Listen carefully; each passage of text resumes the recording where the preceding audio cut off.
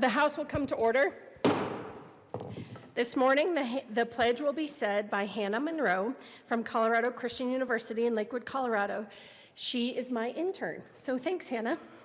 Hi, please join me in the Pledge of Allegiance. I pledge allegiance to the flag of the United States of America and to the republic for which it stands, one nation, under God, indivisible, with liberty and justice for all. Mr. Randall, please call the roll. Hold on just a second. Representatives Arndt, Baisley,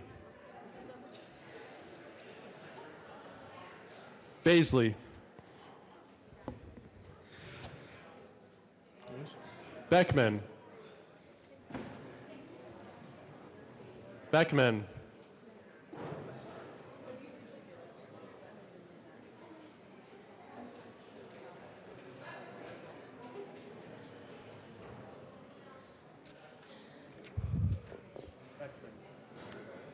Excused. Benavides,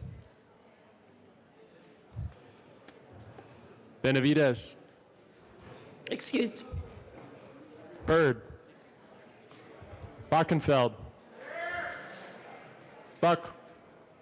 Buckner, Buenteo,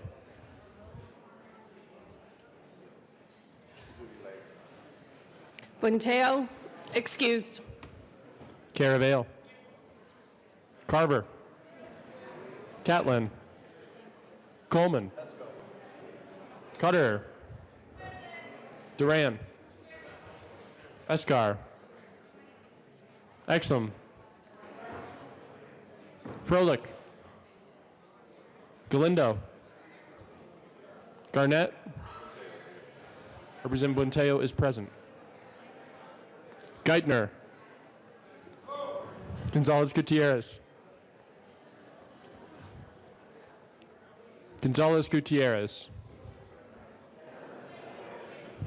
Excused. Gray,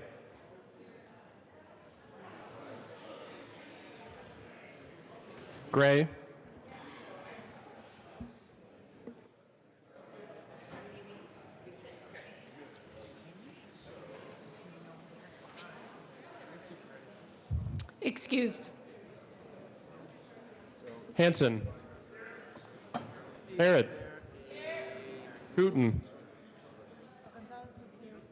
Representative Gonzalez Gutierrez is present.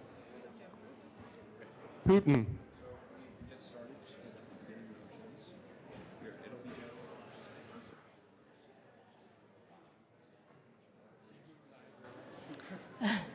Excused. Humphrey, Jackson, Jaquez Lewis. Representative Beckman and Benavides are present. Kennedy, Kipp, Kraft-Tharp, Landgraf, Larson, Lewis,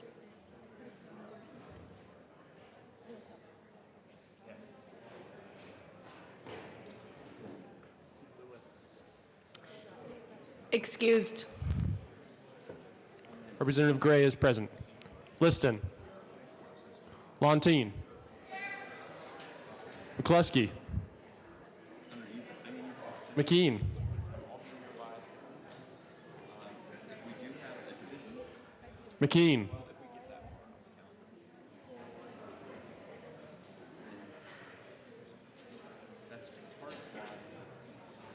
Excused.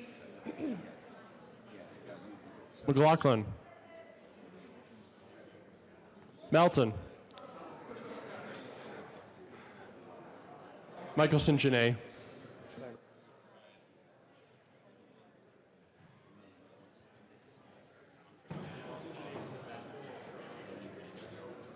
Excused. Mollica. Neville. Pelton. Ransom. Rich. Roberts. Sane. Sandridge. Singer. Sirota. Snyder. Soper. Okay, thank you. I didn't even look. Sullivan.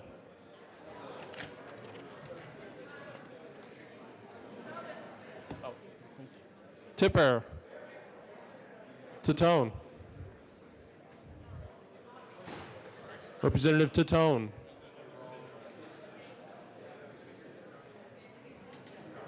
Tatone is excused today. Valdez A. Valdez D. Good morning, Colorado.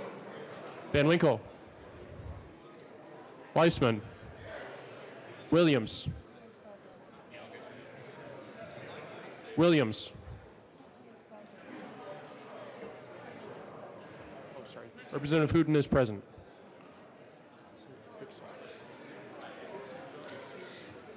Excused. Wilson.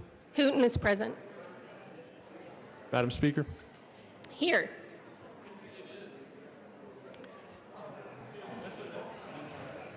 With 54 present, 10 excused, and 1 vacant, we have a quorum. Representative Geithner. Thank you, Madam Speaker. I move that the reading of the journal for Friday, March 1st, 2019 be dispensed with and approved as corrected by the Chief Clerk. You have heard the motion. All those in favor say aye. All opposed say no. Representative Geithner, what happened? The motion is passed. What? Any announcements and introductions? Announcements, Representative Wilson.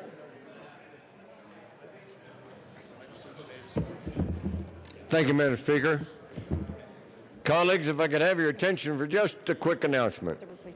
After last week, and it looks like the weeks to come, we probably all need a little prayer. So tomorrow morning, we've got the Bible study down in 109.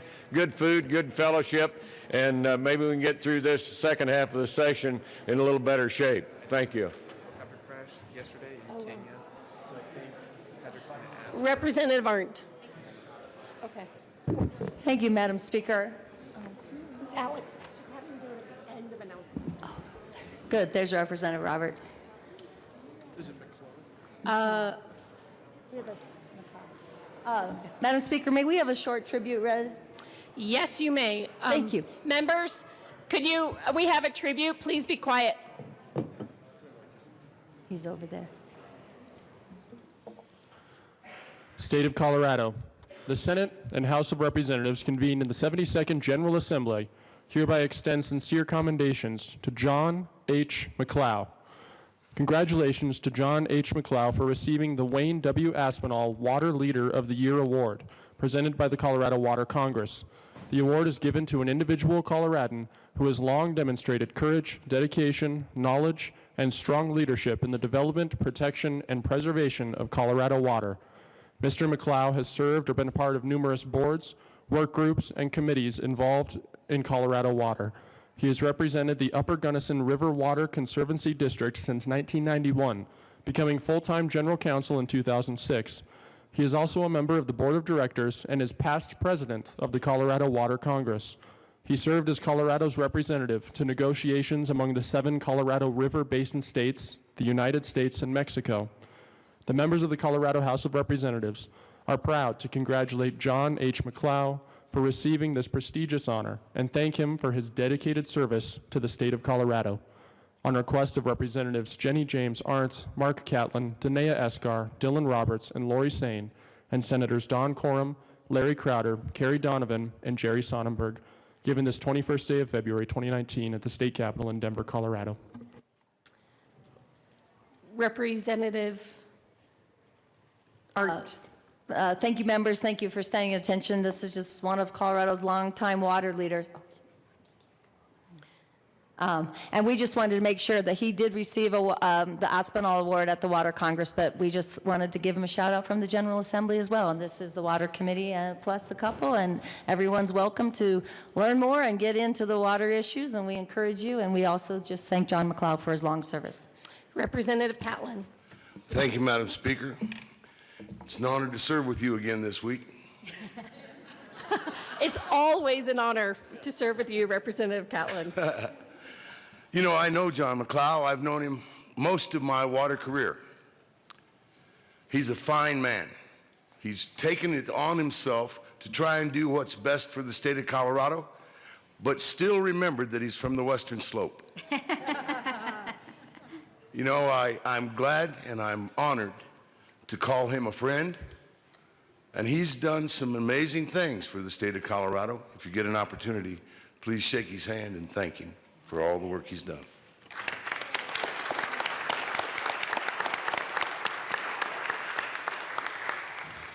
Thank you, Mr. McLeod, for joining us today, and the award is well deserved.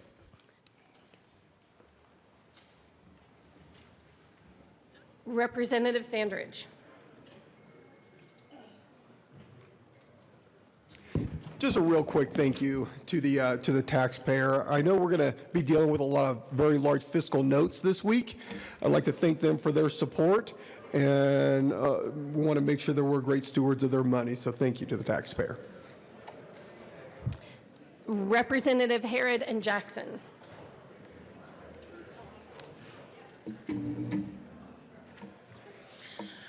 Members, good morning, good Monday morning.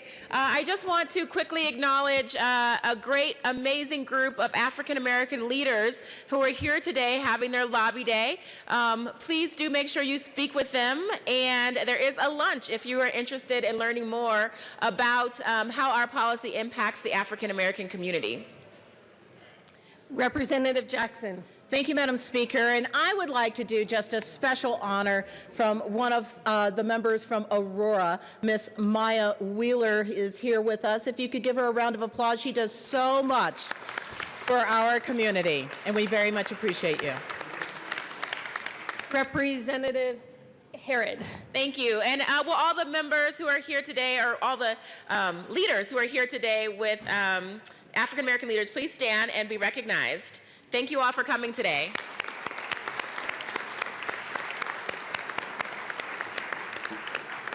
Thank you for joining us today. Representative Lontine.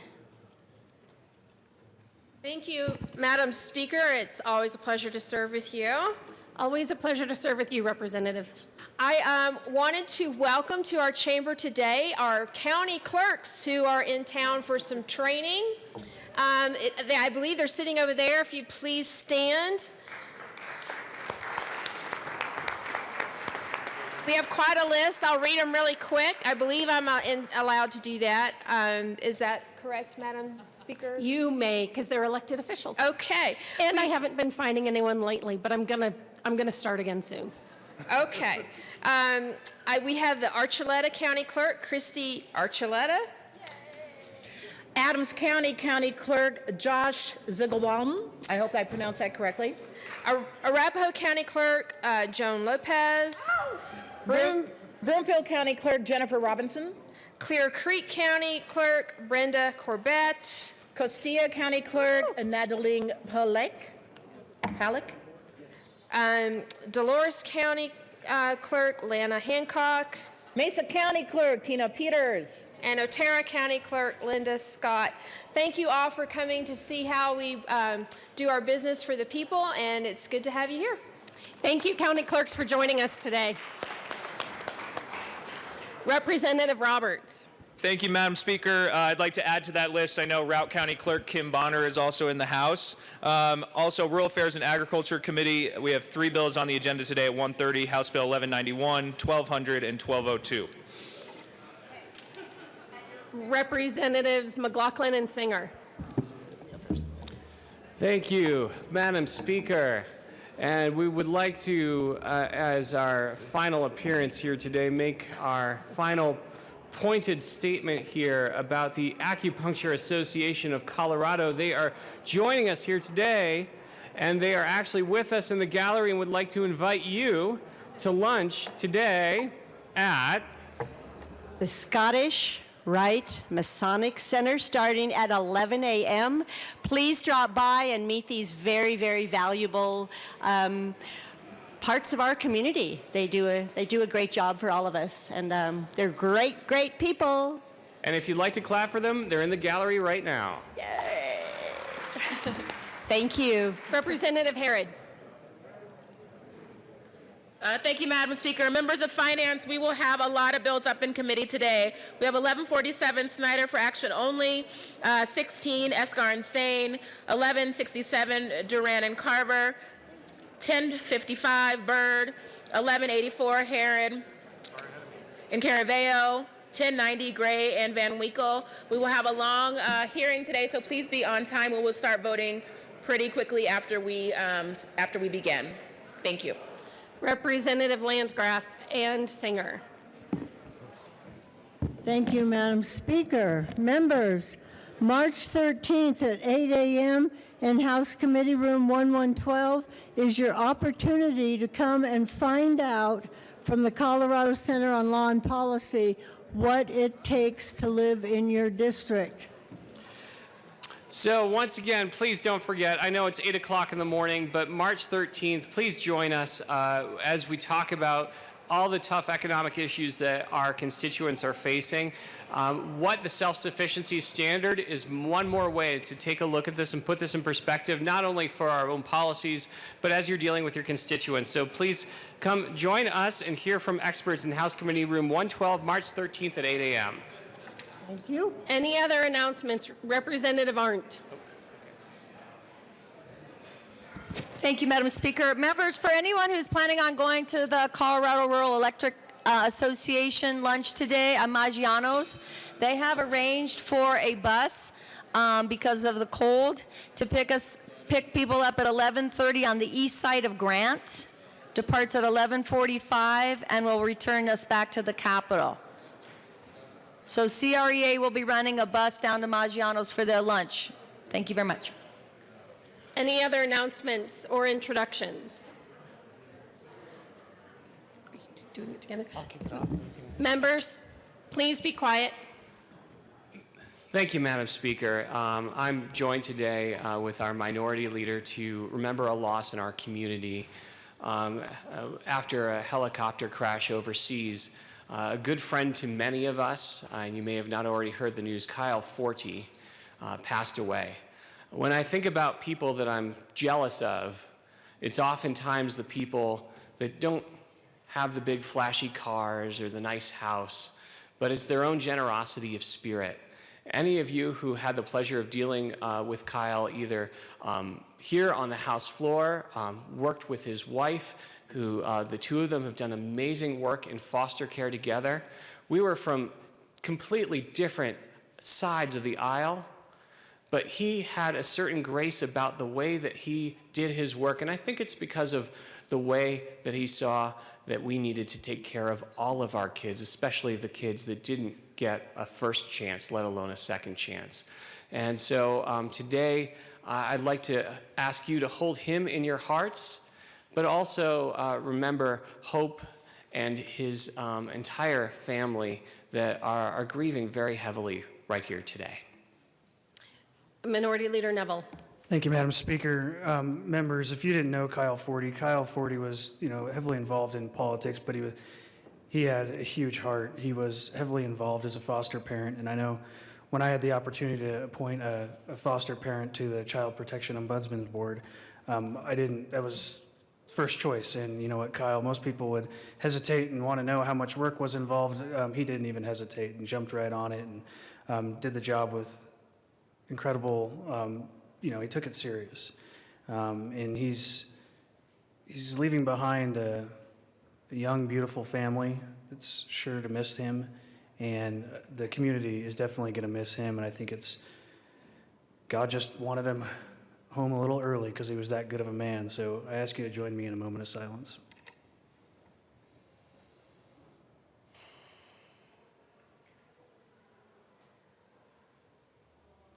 Thank you, members.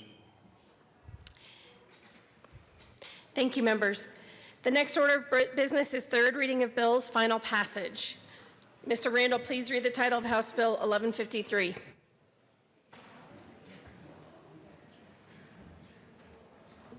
House Bill 1153 by Representatives McCluskey and Wilson, House Senators Donovan and Rankin, concerning measures to enable local district colleges to serve more students.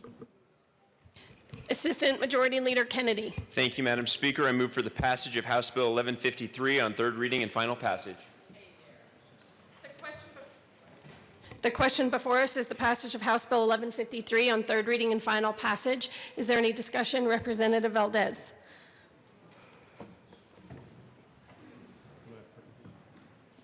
Thank you, Madam Speaker, and it's an honor to serve with you. It's an honor to serve with you, Representative. House Bill 191153, Colorado Mountain College. I would like to thank the bill sponsors for bringing this bill forward. I know as I was driving from the San Luis Valley yesterday, I passed by Adams State University, Trinidad State Junior College, Pueblo Community College, Colorado State University, Pueblo, and many others. But as this bill continues to move forward, a bill for Colorado Mountain College, right in the middle of the heart of the Rockies, I want to thank you for bringing this bill forward, and I will give you my full support on this bill. Thank you very much. Is there any further discussion? Seeing none, the question before us is the passage of House Bill 1153 on third reading and final passage. Mr. Randall, please open the machine, and members, please vote.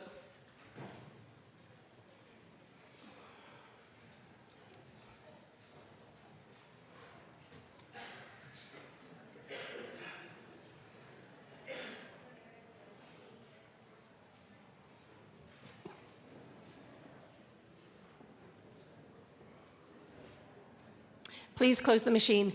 With 63 aye votes, 1 excused, and 1 vacant, House Bill 1153 is passed. Co-sponsors.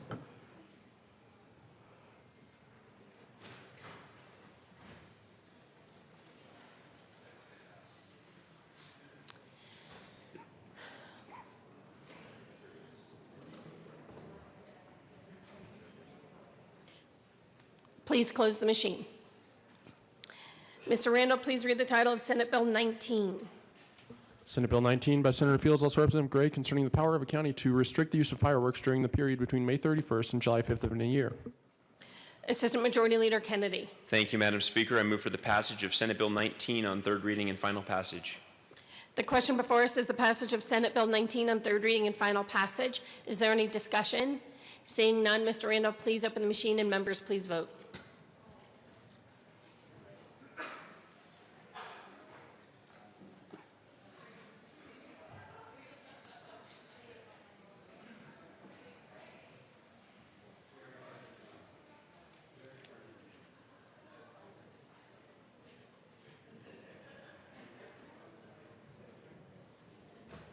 Please close the machine. With 40 aye votes, 23 no votes, 1 excused, and 1 vacant, Senate Bill 19 is passed. Co-sponsors.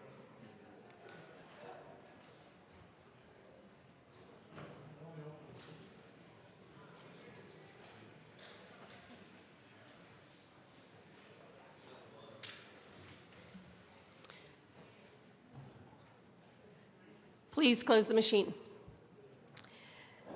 Mr. Randall, please read the title of Senate Bill 29. Senate Bill 29 by Senator Crowder, House Representatives Landgraf and Sullivan, concerning the Colorado income tax liability of an individual in active duty military service. Assistant Majority Leader Kennedy. Thank you, Madam Speaker. I move for the passage of Senate Bill 29 on third reading and final passage. The question before us is the passage of Senate Bill 29 on third reading and final passage. Is there any discussion? Seeing none, Mr. Randall, please open the machine, and members, please vote.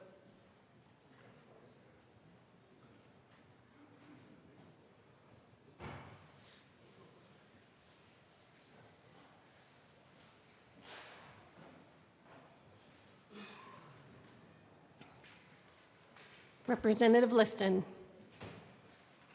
Please close the machine. With 63 aye votes, 1 excused, and 1 vacant, Senate Bill 29 is passed. Co-sponsors.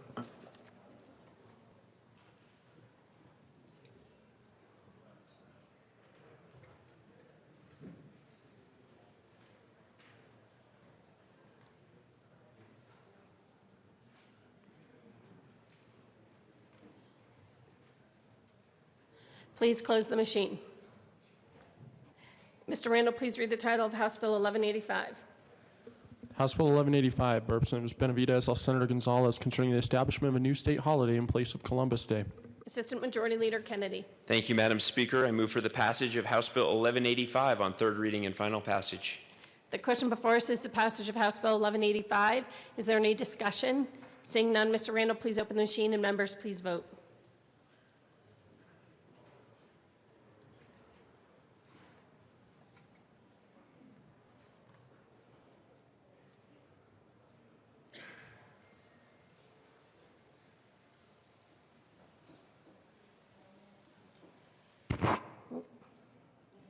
Please close the machine. With 37 aye votes, 26 no votes, 1 excused, and 1 vacant, House Bill 1185 is passed. Co-sponsors.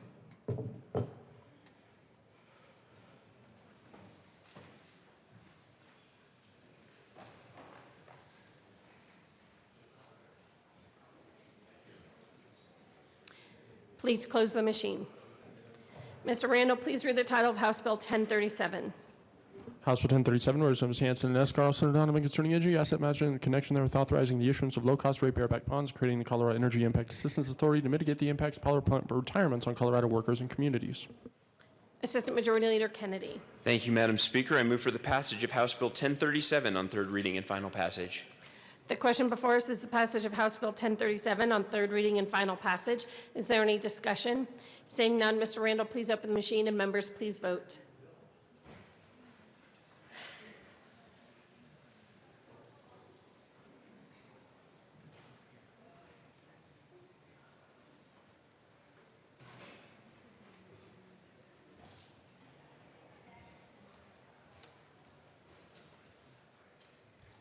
Representative Landgraf.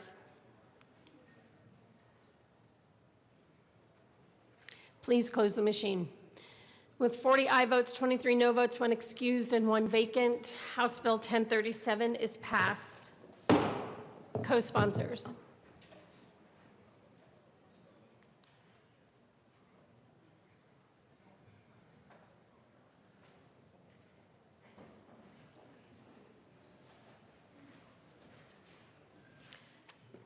Please close the machine. Mr. Randall, please read the title of House Bill 1131. House Bill 1131, Representatives Hawkins Lewis, Senator Winter, concerning a requirement to share the wholesale acquisition cost of a drug when sharing information concerning the drug with another party. Assistant Majority Leader Kennedy. Thank you, Madam Speaker. I move for the passage of House Bill 1131 on third reading and final passage. The question before us is the passage of House Bill 1131 on third reading and final passage. Is there any discussion? Seeing none, Mr. Randall, please open the machine, and members, please vote.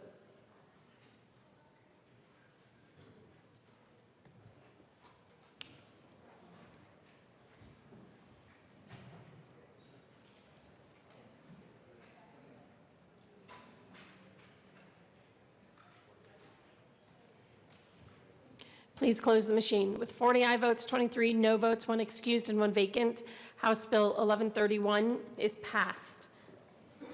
Co-sponsors.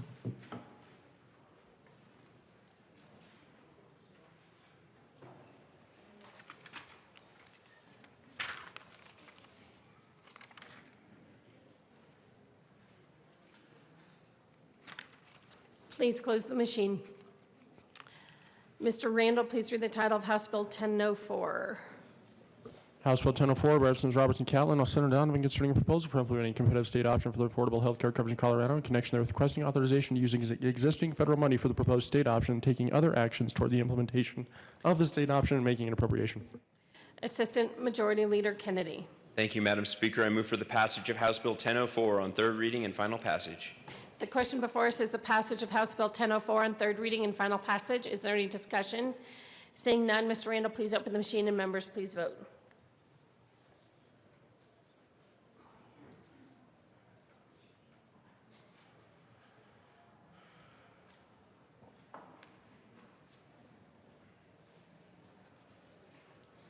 Please close the machine. With 46 aye votes, 17 no votes, 1 excused, and 1 vacant, House Bill 1004 is passed. Co-sponsors.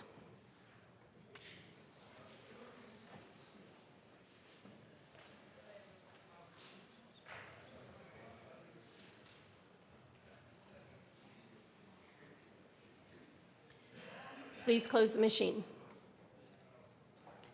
Mr. Randall, please read the title of Senate Bill 71. Senate Bill 71 by Senator Fields, House Representative Roberts, concerning expanding the admission of out-of-court statements of a child. Assistant Majority Leader Kennedy. Thank you, Madam Speaker. I move for the passage of Senate Bill 71 on third reading and final passage. The question before us is the passage of Senate Bill 71 on third reading and final passage. Is there any discussion? Seeing none, Mr. Randall, please open the machine, and members, please vote.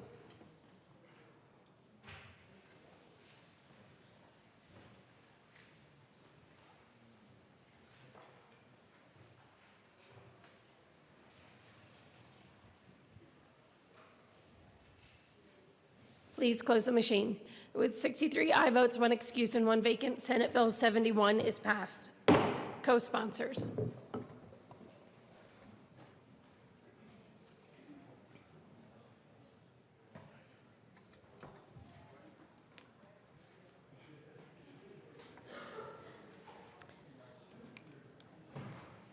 Please close the machine. Mr. Randall, please read the title of House Bill 1177. House Bill 1177 by Representatives Sullivan and Garnett, all Senators Court and Pedersen, concerning creation of an extreme risk protection order and in connection therewith making an appropriation. Assistant Majority Leader Kennedy. Thank you, Madam Speaker. I move for the passage of House Bill 1177 on third reading and final passage. The question before us is the passage of House Bill 1177. Is there any discussion? Representative Baisley. Thank you, Madam Speaker. There is so much wrong with this bill, not the least of which are the words near the beginning when someone is first turned in as a potential risk that says, you must immediately surrender to the law enforcement agency all firearms in your custody, control, or possession and any concealed carry permit issued to you. A hearing will be held on the date and at the time noted above to determine if an extreme risk protection order should be issued. Listen to those two juxtaposed next to each other. You will surrender your arms and you will surrender your carry permit, and then a hearing will be held. Amendment 5 of the United States Constitution includes the words, no person shall be deprived of life, liberty, or property without due process of law, nor shall private property be taken for public use without just compensation. That's one of many instances of constitutional conflict in this bill. It's sloppily written, even though I know there was great care, and with all due respect, great care taken to make sure it was precise, but there are so many issues with it, I could go on for quite a while, but the main problem with this is that we as a nation, as a society, for at least 5 decades, have not done right by the folks amongst us who are having some mental health issues. We've left them on the street to fend for themselves, and when they're dealing with great trauma in their homes, we've not stepped up to take care of them properly. Finally, we start looking at this, and the reaction is not to give them the care that they need, but rather to simply go in, seize their weapons, seize their concealed carry permit, and then maybe hold them for 72 hours and turn them back to deal with whatever issues, whatever demons that they're struggling with. That's not what they deserve. It's not what our society deserves. If this is really a mental health response, then it needs to look a whole lot different than this bill looks. I'm quite disturbed that it appears to be simply leveraging people who are in trouble in order to gain access to weapons, another chiseling away at constitutional rights, the protections that we all swore to uphold. in this chamber a couple of months ago. So I urge a no vote on this bill, and let's come up with one that really addresses the issue, and let's step up as a nation and society and take care of those who need our help desperately for their sake and, of course, for all of us around them. Thank you, Madam Speaker. Representative McKean. Thank you, Madam Speaker. And you all will know that I don't usually come down on third readings. But we had a really robust discussion, and there were a couple of things that got left out. In the morning portion of Friday, I left the chamber to take a phone call from a young man who lives 3 doors down the street from me. Matt Sikla is one of Loveland's best police officers. He is a canine officer. He has 3 of the most wonderful children I have ever met in my life, who occasionally bake cupcakes and bring them to my house. But Matt was concerned because, in his words, y'all aren't going to be the people who knock on these doors. No one in this chamber are going to be the people who go and serve these orders. No one in this chamber is going to go and tell someone, we had a report, we held a hearing without you there, and we determined that we are going to come and take these possessions from you so that you can't hurt anybody, and leave somebody without really a full understanding of what that means. In Matt's words, officers are going to get hurt and killed. And that's a tough thing coming from a police officer. And so I belabored this weekend just to determine how much I really wanted to say down here on third reading, because I think that's real. That is someone who knows me well enough and respects me enough to say, I have real concerns about what this is and what it does. And so I came down to give you that, but also to give you the words from my sheriff, Sheriff Justin Smith. And we heard from a couple of sheriffs in committee, but we heard from a couple of sheriffs who were there on their own. And I can tell you that the sheriffs in this state, by and large, do not share those sentiments. So from Justin Smith. After much anticipation, the 2019 Colorado Red Flag Bill was introduced in the state legislature on Valentine's Day. I made no assessment of the bill prior to reading the specific details and language of the bill. Over the last 2 weeks, I've had several opportunities to read and digest the bill as it was introduced, and have spoken to many fellow sheriffs and a handful of legal scholars about the mechanics of and implications of the bill. For several years, I've expressed my disappointment with the state laws and procedures on involuntary mental health holds. While peace officers have the authority to place involuntary holds on those who they believe are an imminent threat to themselves or others, all too often, we find them released from the hospital within hours with no treatment. That system is broken. I was hoping that our legislature would address that issue and provide a more effective process to get help to those in crisis. Reading the bill that was introduced, it leaves that failed process in place. Instead, this bill focuses on creating a process to seize firearms as the panacea. If someone is truly a danger, firearms are only one method by which they can injure or kill. In that way, it is more of a red herring bill.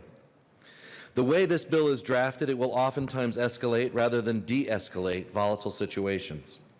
I do not want to see a law implemented that increases the chances of police agencies getting into shootouts with citizens who have committed no crimes.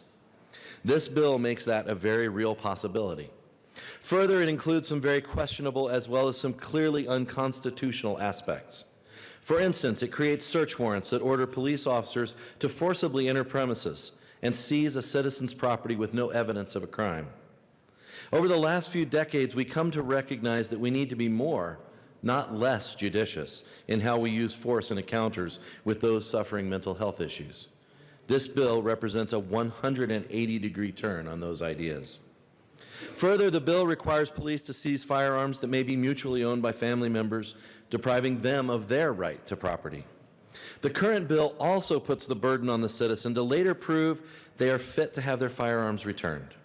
The reality is that this burden belongs on the state, not on the citizen. I could go on, but it suffices to say that I oppose the bill And I call on the legislature to go back to the drawing board and improve the involuntary commitment laws and fund the mental health services necessary to protect our community. You know I oppose this bill. You know these are some of the reasons. I would ask my colleagues in this chamber to sit back and truly think of all of the implications of this bill and if we cannot do better. Representative Weissman. Thank you, Madam Speaker. And members, I wanted to speak to two things about House Bill 1177. The first is the law, and the second is morals, or what I would call the ethics of action and inaction. Concerning the law, we talked a lot last week, and rightly so, and we're going to talk some this morning about the Second Amendment and the Due Process Clause and our state constitution and comparable provisions there. Going directly to one of the most fundamental cases here, D.C. v. Heller, I believe we find support, not opposition, for carefully crafted public safety measures consistent with the Second Amendment. Quote, "The right secured by the Second Amendment is not unlimited. From Blackstone through the 19th century cases, commentators and courts routinely explained that the right was not a right to keep and carry any weapon whatsoever in any manner whatsoever for whatever purpose." End quote. The court continued, quote, "Nothing, in our opinion, should be taken to cast doubt on long-standing prohibitions on the possession of firearms by certain classes of folks, those with a prior history and those with mental health disorders." 2 years later, in City of Chicago v. McDonald, the court restated that part of its holding in Heller, stating, and quote, "We repeat those assurances here." Since the McDonald case in 2010, the Supreme Court has denied cert in at least 88 cases in which cert was sought raising Second Amendment claims. That is not a court in a hurry to reconsider Heller and McDonald.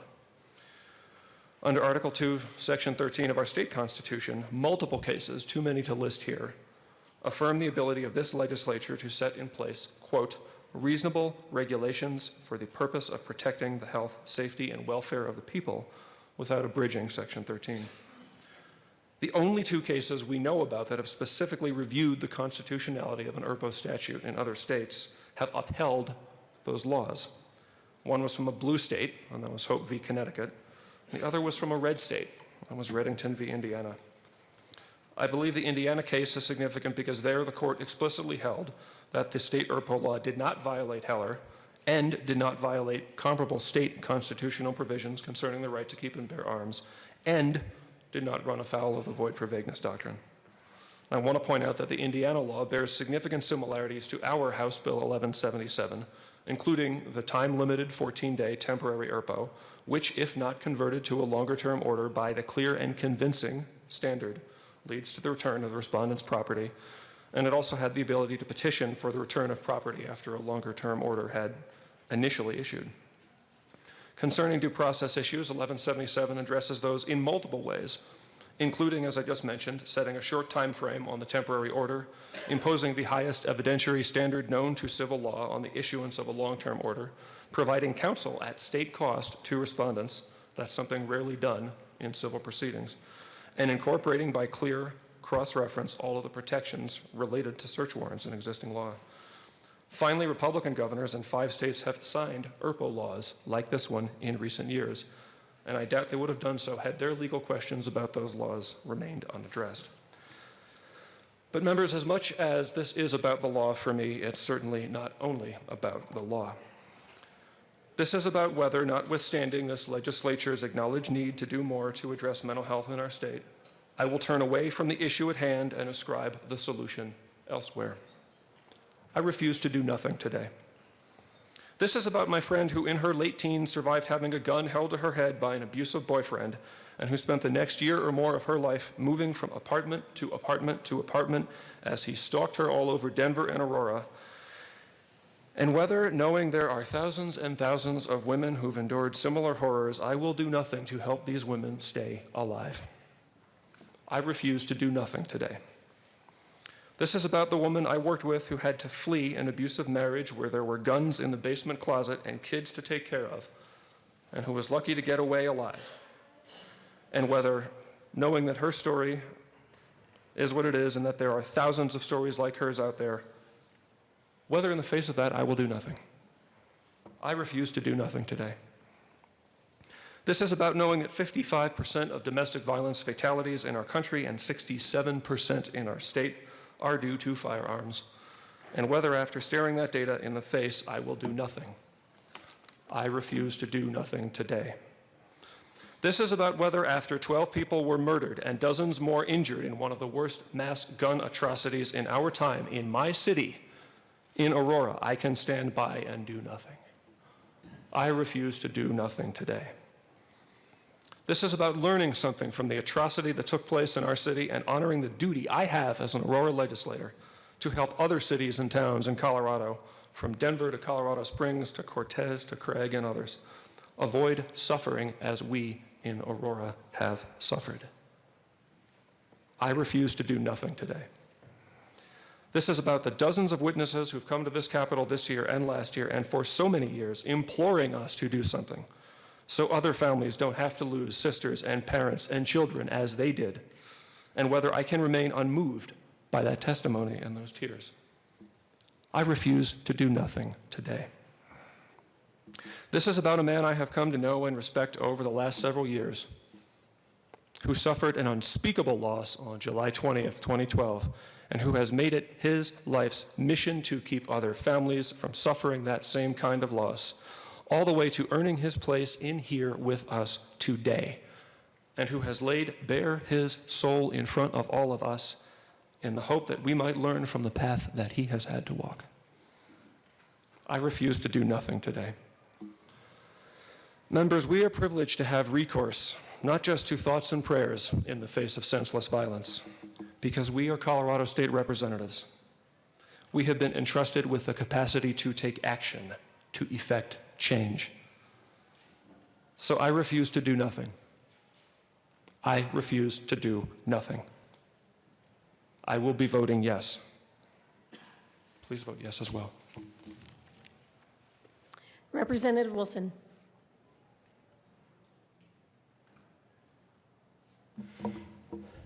Thank you, Madam Speaker. Colleagues, I find it ironic as we look at this bill, and we look at what has happened nationally, that seems like across the United States, some people disagree on the issue of immigration. After the fact, we saw sanctuary cities. Not before, but after the fact. On this bill, we see sanctuary counties before the fact. Before the fact. Why? Why? I believe because in this chamber and in the other chamber we tend to huff and puff a lot, but my counties are acting because they firmly believe it's not the right way. It's a good thing. It's a good thing that we're voting today on Monday, because tomorrow, Tuesday, is when a lot more county commissioners are going to be having their meetings across the state of Colorado. So far, unless someone met over the weekend, Fremont County, Custer County, and Montezuma counties have become Second Amendment sanctuary counties. Check the papers Wednesday morning to see if some of your counties have voted to become sanctuary counties, still before the fact of this ever having become law. Why would county officials, elected officials, do such a thing? Because something's not right. Be careful, colleagues. The people are going to be heard on this one. They're already being heard. No one in this chamber, I don't think anyone in the state of Colorado would argue against what is wrong with a mentally ill person having a weapon. That just makes no sense. They should not have access to a weapon. But the big difference here is between doing something, which is what I get the feeling we're trying to do. We've got to do something instead of doing the right thing. and 1177 is not the right thing for my counties. Thank you. Representative Milton. Thank you, Madam Speaker. And I don't normally come down on third reading, but I was in the chair. I was proud to be in the chair on this bill last Friday. And that's because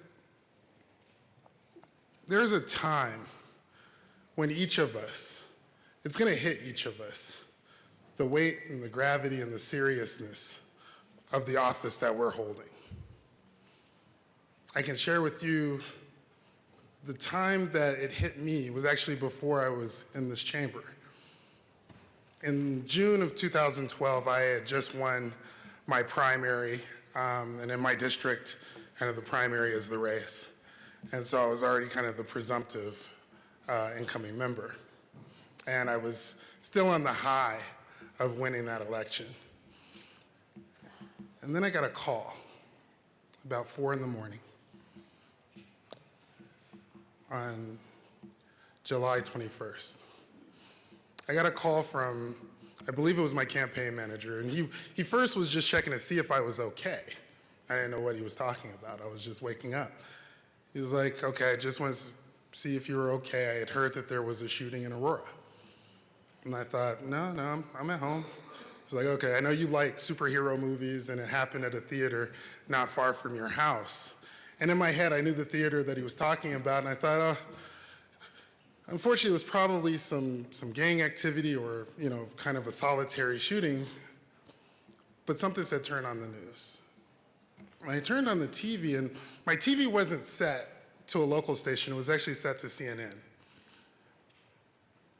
And to see the theater that's not far from my house on national news made me kind of sober up and wake up and say, what in the world is going on?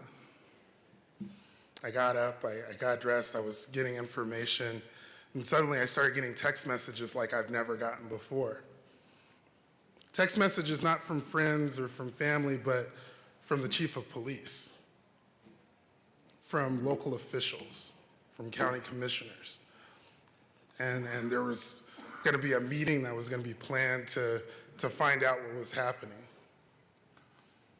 And so I got dressed, and there was a meeting outside of the theater in the parking lot of the mall. I walked up, and there was the governor, and there was the mayor, and it hit me. It hit me what kind of responsibilities and duties I was about to face entering this office. I think I was standing right next to Governor Hickenlooper when first responders informed him and all of us that the bodies were still in the theater, that they hadn't taken them out yet. And I tell you, there's nothing that will hit you quite like that. There's nothing that will shake you up to hear that there's at least 10 bodies still laying there in the theater. And it was in that moment that I would say that my time in the legislature became real. I hadn't even been sworn in yet, but it became real. In the hours that followed, we began to hear from victims' families in distraught, inconsolable. We began to see the makeshift memorials rising. And I saw an impact that hit my city like I've never seen before. It didn't matter if you were black or white or a Democrat or Republican. It didn't matter if you lived on the north end of town or the south end of town. If you were in Aurora, you were one. You felt the same pain. You felt the same anguish. You felt the same violation that someone could do this to your community. I tell you, I hadn't felt anything quite like that since 9/11. It was painful.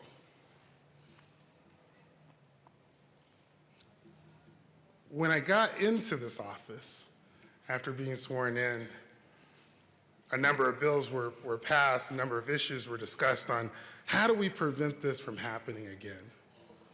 And over again, I kept hearing the opposition saying that, well, it needs to be a more comprehensive discussion. We need to talk about mental health.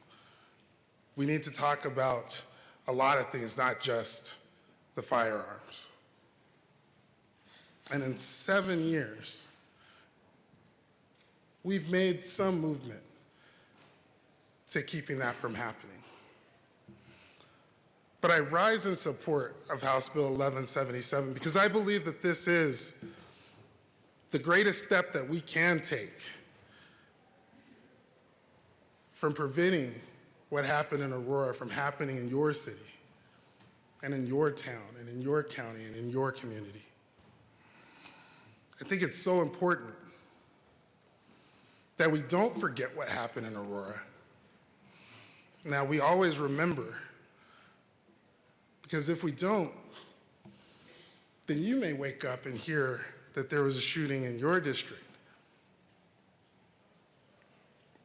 And you may blow it off and think, oh, it's just another gang shooting or isolated incident. Over and over again, we're hearing about too many shootings across this country.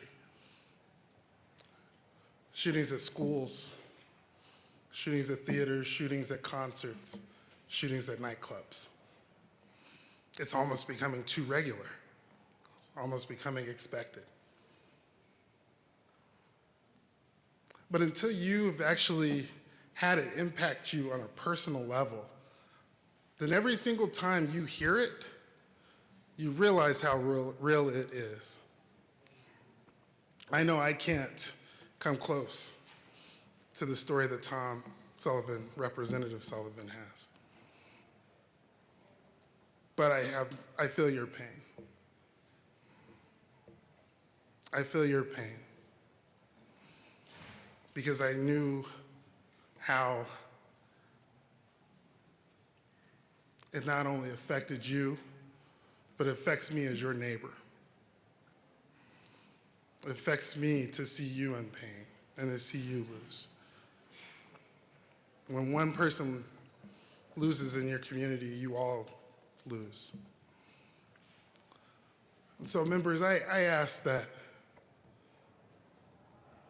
you really just take a moment and consider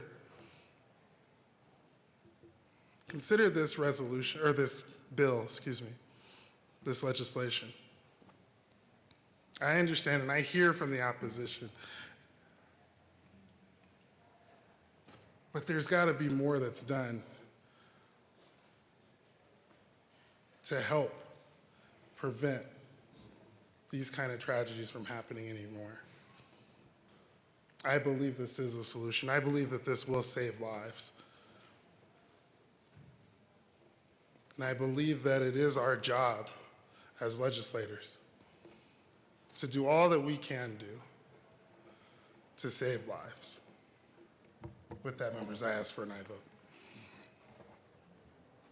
Representative Buck. Thank you, Madam Speaker, and I want to thank my colleagues for doing all that they could for 13 hours on Friday to fight this bill that I feel is an overreach. We all have feelings down here, we all have emotions, but my concern is that you get the ones that do have the mental health that will not want to get help because they will be fearful of who will come into their door and who will take what is important and what's valuable to them. So I do feel that this is going to backfire. I want to do a wake-up call for all voters out there that this is an overreach. And take note, because this does not suit the whole state of Colorado. And as you see, various counties will do all that they can do to protect themselves from this overreaching. So I ask for a no on this bill, as I think it will backfire for the people that do need mental health help. So please vote no. Representative Catlin. Thank you, Madam Chair. Madam Speaker, sorry. You know, I'm down here today. I don't think I've ever spoken on thirds. I agree. We should do something. And for those that have lost, my deepest condolences. I have no idea what that would be like. But as a body, I was hoping that we would do something about the health of the individuals that we're talking about. I was hoping that we would fix some of the ideas that we could help the individual before they hurt themselves or others. This bill goes the other direction. I understand we need to do something, but I think this is a step in the wrong direction. And the other thing that I want to speak about is the things that I know about, and that's in rural Colorado. I'm afraid of the unintended consequences of going out and taking weapons from people that need them, not just because they have a hobby, not just because they like to play with them, or not just because they like to own them, but people who actually use them. You heard the discussion on Friday in regards to protecting their ranches, their farms, their safety. I know that that's probably hard for some people to think about because they don't have any experience with it. But I want you to think about that before you vote this morning. The unintended consequences out in rural Colorado, or as like I call it, out in the country, are real. You know, we might not just think about, well, we've made him safe, we've made his family safe. But if you lose enough calves, or you lose enough lambs, you lose the farm and the ranch and the family heritage. That's something I think we need to consider. I think that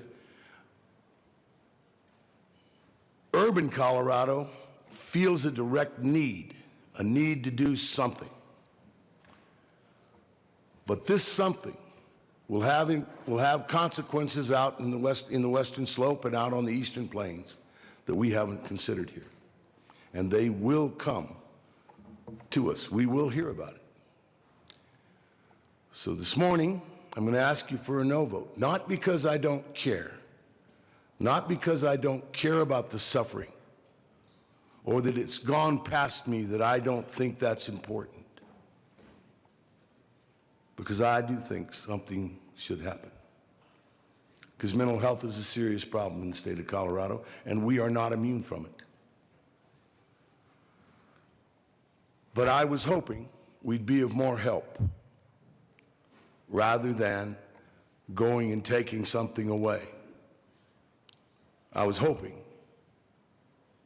that we as the state of Colorado could recognize mental health as the issue, not weapons. Please, this morning, please consider a no vote. Thank you. Representative Williams. Thank you, Madam Speaker. Members, I rise in strong opposition to this bill, and I can't help but agree with my esteemed colleague from Weld County that this bill is the definition of overreach.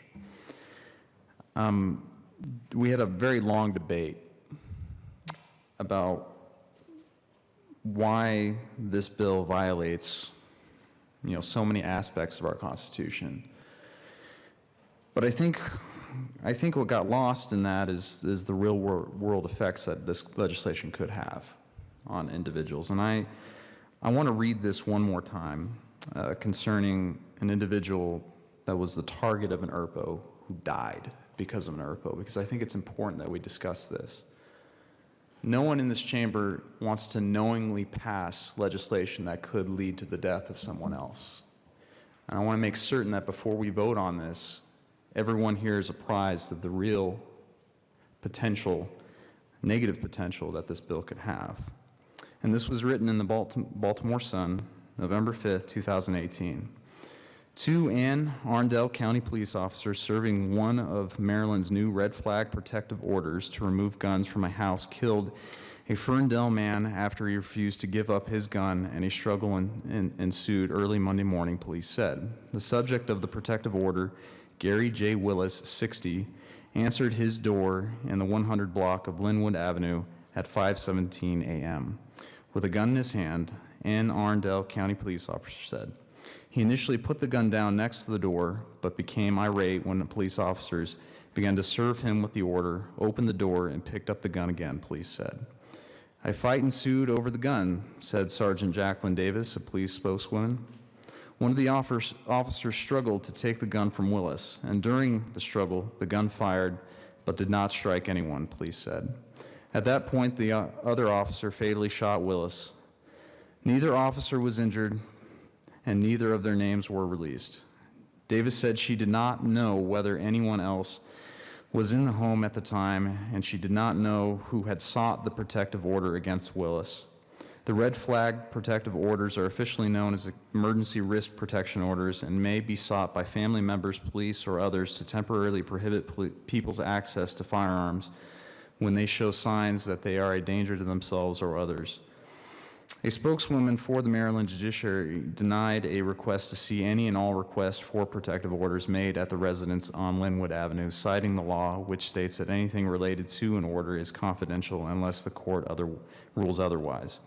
Police had come to the house Sunday night to speak with Willis, a longtime resident of the neighborhood, said Michelle Willis, who was on the scene Monday morning and identified herself as his niece.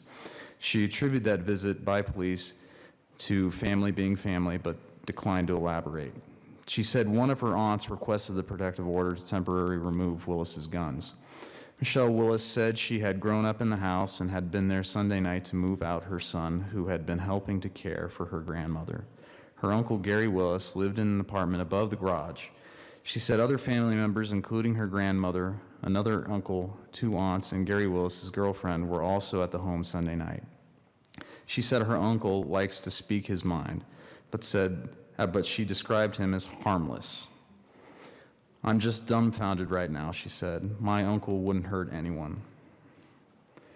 Those who had been in the home were interviewed by police in Crownsville on Monday morning.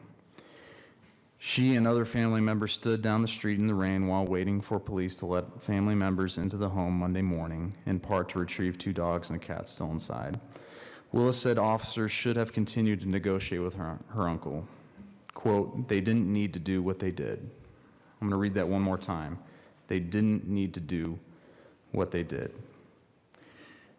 Members, this bill has been billed as something that could help address mental health. I want to remind everyone that on second reading, the minority offered an amendment that would have addressed mental health. The minority offered a solution that would have allowed people with mental health issues the ability to get the help that they needed. The reason we did that was because we do agree. People who are struggling with mental health issues need all the help they can get. And in this building, at least on this side of the aisle, we want to address it, especially considering when the bill at hand doesn't address mental health issues, doesn't even state it. And so many in my community, in my district, and I'd certainly say on this side of the aisle, do feel that this is a gun grab, that this is a bill targeting gun owners. And I can't help but get back to this notion, this debate that we've been having, long before that any of us were in this chamber. And it gets back to this notion of liberty versus tyranny, and of course, tyranny disguised as security. Benjamin Franklin, one of our founding fathers, he had this to say: those who would give up essential liberty to purchase a little temporary safety deserve neither liberty nor safety. This is a violation of our Constitution. This is a violation of the founding principles that underpinned our society. And I think that's tragic. This bill upends our American justice system. It forces people who are the target of an ERPO to essentially prove themselves to be innocent. It makes them guilty until proven innocent. That's insane. I'll read to you the Second Amendment here. A well-regulated militia being necessary to the security of a free state, the right of the people to keep and bear arms shall not be infringed. The Fourth Amendment, the right of the people to be secure in their persons, houses, papers, and effects against unreasonable searches and seizures shall not be violated, and no warrant shall issue but upon probable cause supported by oath or affirmation, and particularly describing the place to be searched and the persons or things to be seized. The Fifth Amendment, no person shall be held to answer for a capital or otherwise infamous crime unless on a presentation or indictment of a grand jury, except in cases arising in the land or naval forces or in the militia when in actual service in time of war or public danger, nor shall any person be subject for the same offense to be twice put in jeopardy of life or limb, nor shall be compelled in any criminal case to be a witness against himself, nor be deprived of life, liberty, or property without due process of law, nor shall private property be taken for the public use without just compensation. And then we jump all the way to the 14th Amendment. All persons born or naturalized in the United States and subject to the jurisdiction thereof are citizens of the United States under the state wherein they reside. No state shall make or enforce any law which shall abridge the privileges or immunities of citizens of the United States, nor shall any state deprive any person of life, liberty, or property without due process of law, nor deny to any person within its jurisdiction the equal protections of the laws. Members, this is the Constitution that we swore to uphold and protect. That is our first duty. Our first duty is to protect the liberties and rights of our constituents, of the people we represent. And this bill doesn't do that. It actually does it. It violates it. It violates it, and I think as this body, we need to be well aware of what we're doing here. Not only is this bill a violation of the Constitution, but it could have the real-world effect of getting someone killed. And so with that, members, I would just say, let's not kid ourselves. This isn't about mental health, because if it was, then I think the very reasonable amendment offered by our minority leader would have been accepted. So I simply ask that everyone here honor the oath of office they took and vote this down. Thank you. Representative Lewis. Thank you, Madam Speaker, and good morning. I guess I want to do a little bit of an update. We were here till 10 o'clock Friday night, and I wasn't going to come down and talk on thirds either. But I just kind of think, I guess I'm just perplexed this morning. I'm perplexed about the fact of what we're fixing to do here. I'm in opposition to House Bill 19-1177, but later in Friday afternoon's debate, we got into talking about what could happen in rural areas. And I thank Representative Wilson and Catlin for already being down here this morning. These proposed sanctuary counties, and Representative Wilson has several, and I'm getting several, and yes, you're right, Tuesday, tomorrow, there'll be more. They are perplexed too, why we would do this. My heart goes out to those that have lost, but yet, I guess I'm perplexed because I can't figure out what's going on here. This morning at 3:30, 2 calves were born, 9 degrees. Picked one up, put it in the barn. Another one was born while I was picking that one up and put it in the barn. And 2 mamas were licking off that calf, so I drug it a little ways because you got to realize mama cows love to kill you. They would like to kill you when you're trying to take their calf away. I'd drag it 5 feet and get away. I'd come back in and I'd drag it 5 more feet and get away. It took me about 10 tries or more. I got it in the barn. Got the 2 mamas in there too. 9 degrees, it's too cold. And then I separated the mamas and put the one mama with the other one that belonged there. I look out on the horizon. I take pictures. It's dark. Don't see those predators there, but yesterday morning I did. So I took pictures of the coyotes that were circling my house, the live coyotes, not the dead ones. I had pictures of dead ones on here too. the live ones. So when I left this morning, several hours ago, I looked back, let my daughter-in-law's dog in because it's freezing to death, left it in the mudroom so it'll stay warm. Had those two pair tucked in that old rock barn that was probably made in 1900 that we preserved. And I look back at that rifle that's sitting there by that old gold door on that old rock house. And I'm thinking, I'm perplexed.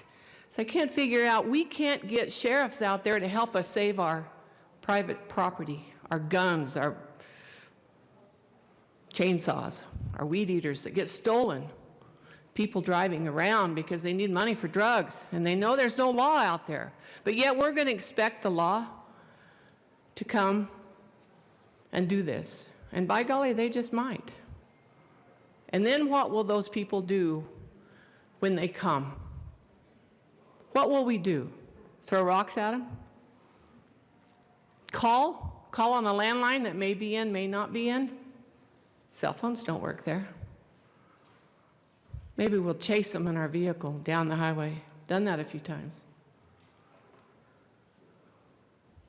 Ladies and gentlemen, rural parts of Colorado do not want this bill. I've probably had close to 1,000 emails just on this bill alone, and letters. Just on this bill. Rural Colorado doesn't want this bill. So when we tried to run the amendment to exclude some of those counties, we were not successful. Today we're going to vote through a bill that will affect all of us. I hope it'll do what you think it's going to do, but I don't believe so, because I agree. You're taking away guns without due process. You're taking away rural Colorado's way of life. That coyote shows up next weekend, I hope I've had my rest, because I'll take a shot at him. He doesn't belong there. We've got chickens that run free roam, cattle.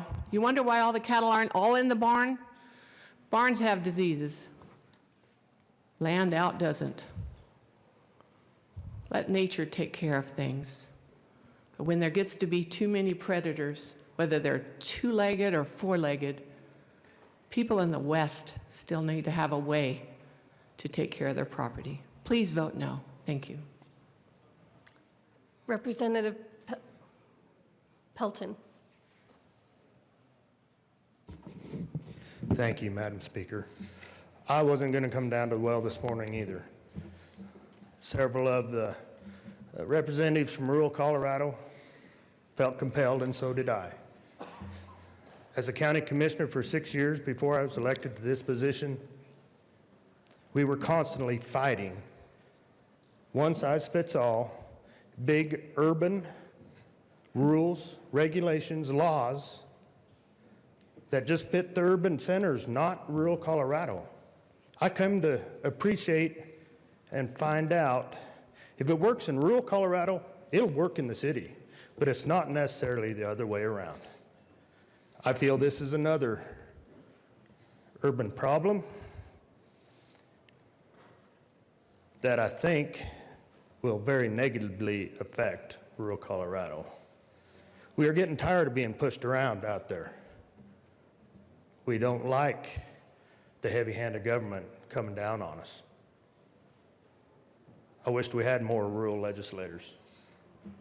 Right now, we are the disenfranchised voice. When I first became a county commissioner, there was a county commissioner in Douglas County had a saying, and I've taken it to heart. He said, if you aren't at the table, your citizens are on the menu. I feel Cheyenne County citizens are on the menu. Thank goodness for those commissioners. By the end of the week, they will be a Second Amendment sanctuary county. Let's don't do this, people. Don't let the hatred of guns, the tool, drive this legislation. I'd ask for a no vote. Representative Singh. Thank you, Madam Speaker. Just want to remind the body, we discussed it at length on Friday, but passed in 1999, the red flag law in Connecticut did not stop the Sandy Hook shooting. And yet some researchers claim that states like Connecticut and Indiana have a reduction in suicide. And yet, those same studies admit that they focused on those two states, Indiana and Connecticut. This is statistical malpractice. And without giving a lesson in statistical sciences, let me just say, you have to look across the U.S. at a natural log of suicide and murder and see if it is rising or falling, both regionally and across the U.S. as a whole. You have to look at non-firearm suicides and firearm suicides. Because many intent on murder and suicide simply substitute the means. Studies that do account for all variables show that red flag laws have no effect on suicide and murder. But there is evidence that rapes rise under red flag laws. Colleagues, if we're passing these laws based on a feeling that this may stop somebody from doing something very bad, the evidence doesn't support you. Part of my worry is this law makes sure ex-spouse or ex-partner, ex-boyfriend, that stalker, it makes them a mental health professional able to gauge your mental capacity. And some of these folks will stop at nothing, including homicide, if they know their victim is unarmed. Civil remedies and actions are too late at that point. And how the irony if the murderer was able to use this law to disarm his victims. We've had statements from some of those women in those very same situations that are alive today because they used a firearm to defend themselves and their family. We had a troubling statement from the side of the aisle that said, we don't want to rely on thoughts and prayers. Instead, that same person said, we are your due process. We are the due process for this generation. So instead of thoughts and prayers, you want us to rely on government for our safety? In the age where feelings are the highest moral value rather than time-honored, proven principles, the Constitution still stands in the way of those who would trade safety for security, especially the security we are trading here today, the security of government bureaucrats to keep you and your family safe by stripping you of your natural right to self-defense. The Constitution still stands in your way, and this side of the aisle will stand with it. I urge a no vote on this bill. Representative Escar. Thank you, Madam Speaker.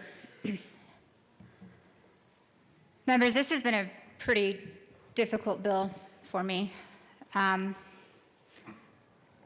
Since the bill was introduced, I've been reading through it. I took the Majority Leader up on his offer to sit down in his office and go step by step through this bill.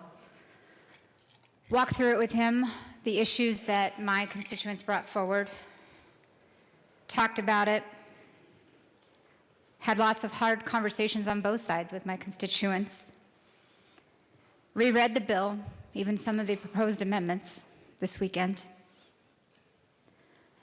And then this weekend I looked in the mirror. We've heard a lot of hypothetical situations being addressed on both sides of this issue. What could happen if this happens? What could happen if this doesn't happen? Well, my friends, I'm going to share with you a real situation. Many of you know I'm a survivor of domestic violence. And it's no secret that the person I was involved with had some mental issues. I remember clear as day, I had friends come over to my house, and I wasn't allowed to have friends. That was one of the rules, and he had found out about it. I got a phone call warning me he's really mad.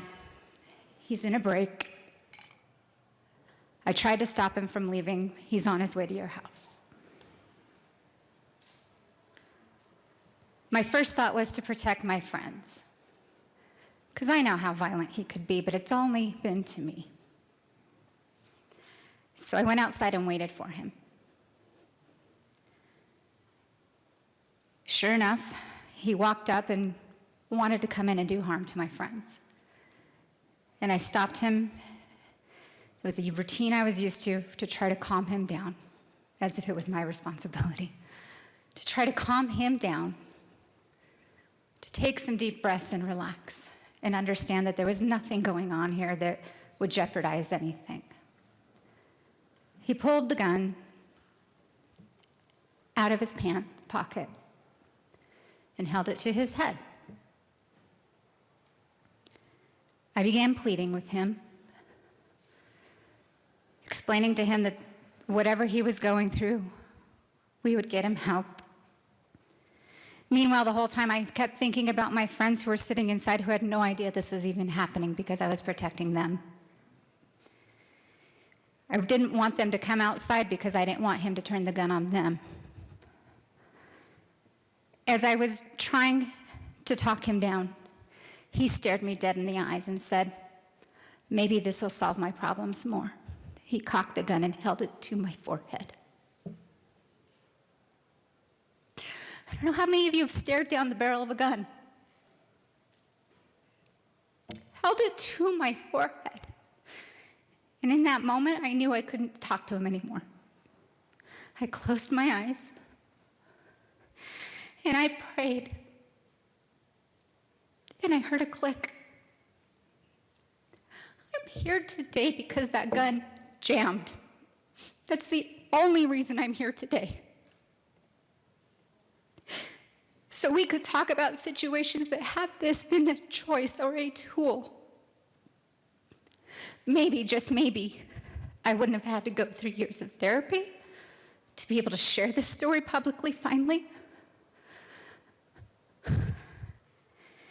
Maybe he would have gotten the help he probably still needs to this day. So we could debate this bill, and we can continue debating this bill. But tomorrow morning, I need to be able to look myself in the mirror and make sure this doesn't happen again to even one more person like me. Thank you.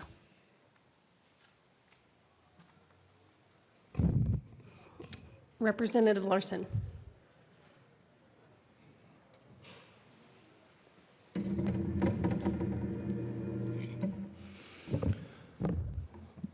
Thank you, Madam Speaker.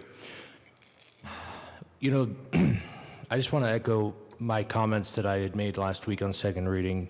I don't think that there is a member in this body that is not sincerely concerned about mental health and the scourge of violence and trying to prevent these issues. And I don't want any comments that are made by me or any other member of this body to be construed as anything otherwise. I'm sure that this bill was brought with the best of intentions.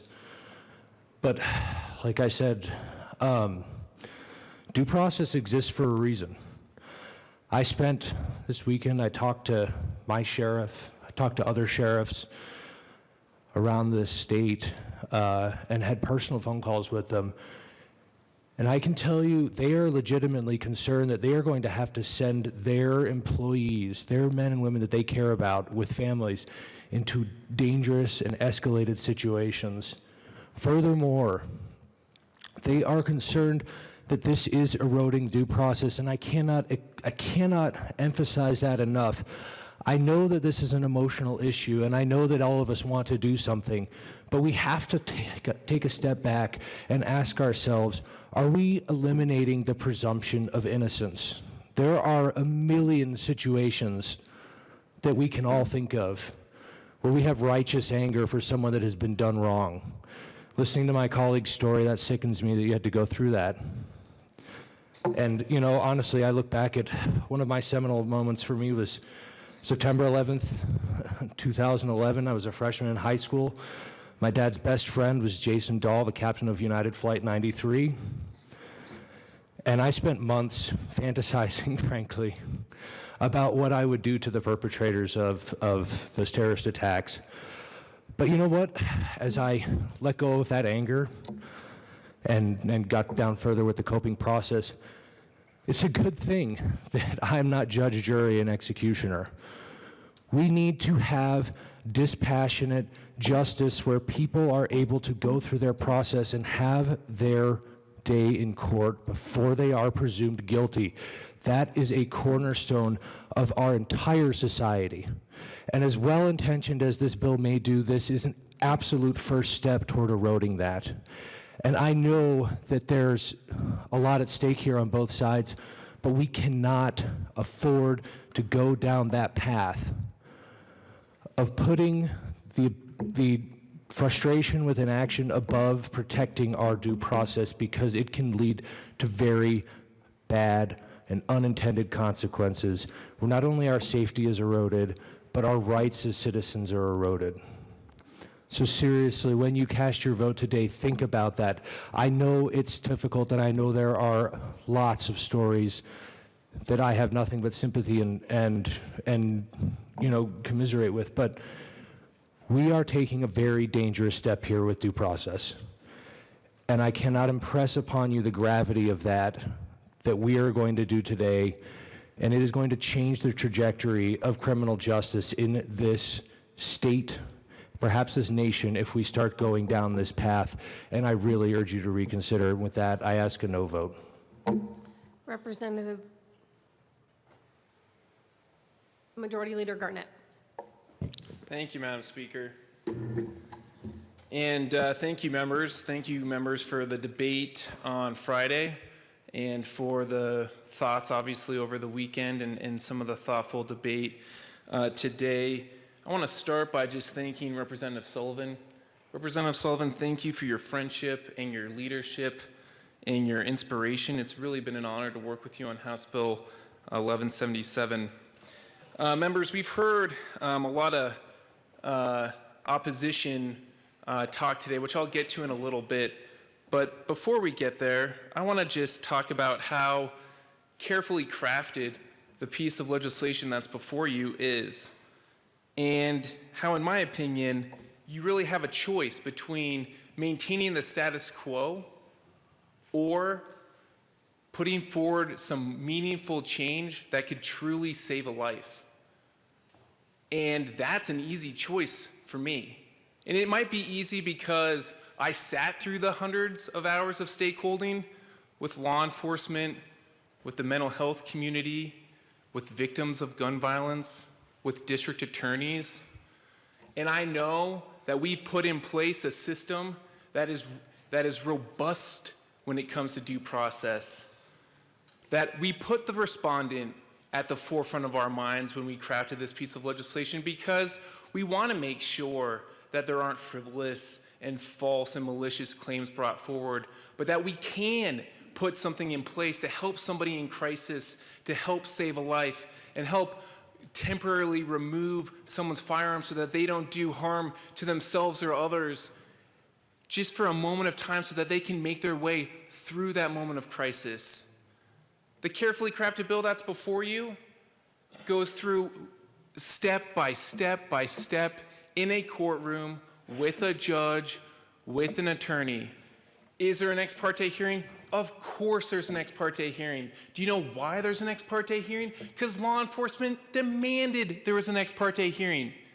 Because the safety of law enforcement was first and foremost in the crafting of this legislation.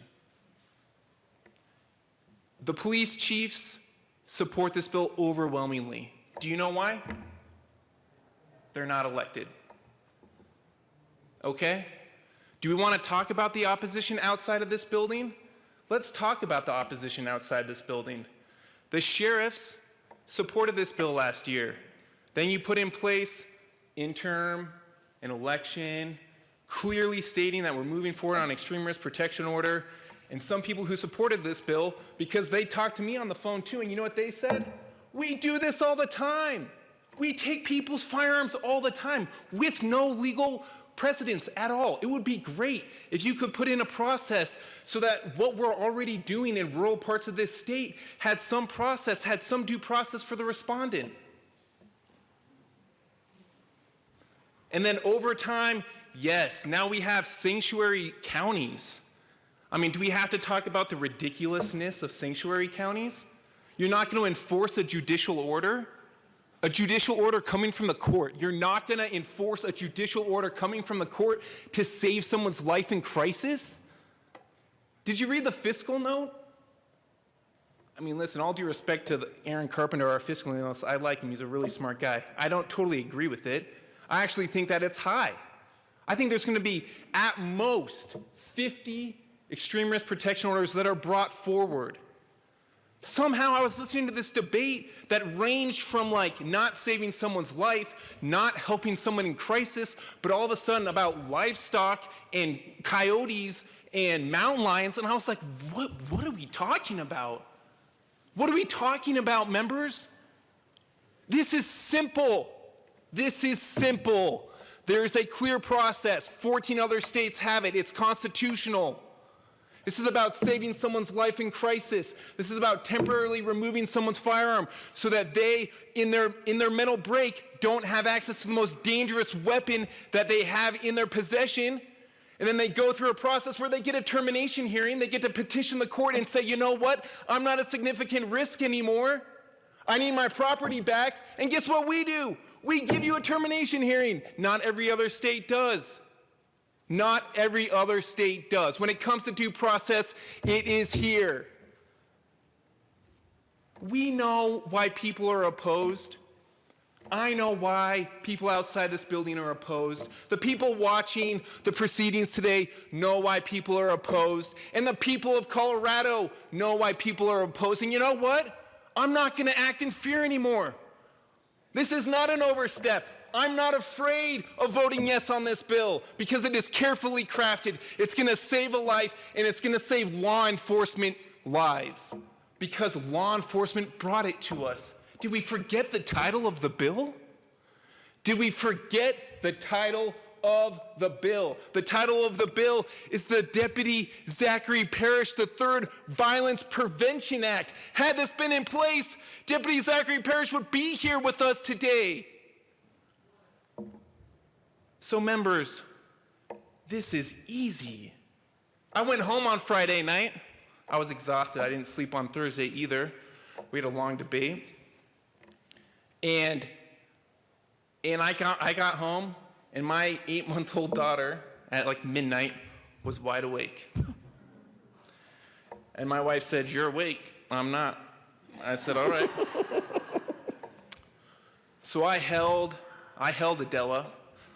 I held her for over an hour, and as she purred herself to sleep, and it's that amazing moment where the body relaxes, and the breathing changes, and she all of a sudden was asleep. I thought, wow, I am so lucky. I am so lucky to be a dad. I am so lucky to be holding Adela. And so when I cast my yes vote on this bill today, when I press that green button, it's for Adela, and it's for Ashton, so that when they go to school, I can say I did something to help prevent future gun violence. So that when they're in college and their roommate might be suffering from a behavioral health crisis, that I did something to help establish a tool to help that person in a behavioral health crisis. And that hopefully when they get married, if unfortunately they're in a relationship where their spouse is in a behavioral health crisis and they're at risk, or their kids are at risk, which are my future grandkids are at risk, that I did something to try to help save a life. This is not about a gun grab. We're talking about maybe 50 orders. Maybe not all of those orders go into a full order. Maybe they're kicked out by the court because there's a judge. There's a judge. There's a judge in a courtroom, okay? There is a process clearly laid out. There is due process here. This is an easy vote. Press the green button, save a life, vote yes. Members, please no clapping. Representative Sullivan. Thank you, Madam Speaker. Now I know what that feels like. My wife Terry came down here on Friday. We've been a team for 50 plus years. She was my girlfriend since I was 12. And she sat along the side there because she worries. And she got to listen and watch, all of the debate that went on Friday. And that was really a lot of Alex talk. It was a little tough for her to bear that. So Saturday morning, when she got up, she said, I'm going to go to the cemetery. I want to see and talk with Alex. And since it's March, she had these two little shamrock little decorations. And she said, I'm going to take one of these to him. And she said, here, you can have the other one. And I told her, I said, that's great. I said, I'll make sure I let everybody at work know where the brother is to this one. She was like, no, don't do that. You're too hard on these people, she told me. She said, you can't say things like that to them. I assured her, I said, don't worry about this. I said, these people signed up for this work, okay? It's not like our friends or those coworkers I, worked with for 27 and a half years who can't even look me in the eye anymore, and I didn't change. Only thing that happened was that my son went to the movies on his birthday. I told her not to worry about these people. I said, because I only have 120 days for them to see me and to hear me. And I need to find a way to make them listen to me. And I need to find a way to impact them for the other 245 days of the year.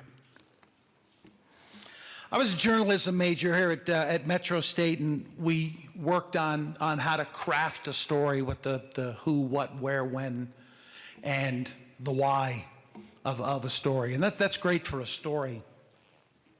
But you try to figure out the why when something happens, when your child is murdered for simply going to the movies. That can kind of tear you apart, and I have reluctantly tried to stay away from that as much as I can, because they keep coming up with things about, wasn't I a good father? Didn't I? I mean, I served my country. Wasn't my country supposed to take care of me after I was out there on the front lines to take care of them? Whenever they called, I was there for them. All I wanted my son to do was to go to the movies. I mean, if they wanted to murder him in a movie theater, I mean, why didn't they do it when he was 6? When I was sitting next to him, we were watching The Rocketeer. If they wanted to murder him in a movie theater, why didn't they do it when he was 12 and he was sitting next to me and we were watching Jurassic Park? Or better yet, why didn't they do it the year before in 2011 when him and I sat there and watched Captain America? Well, why didn't you come in that day and make your statement?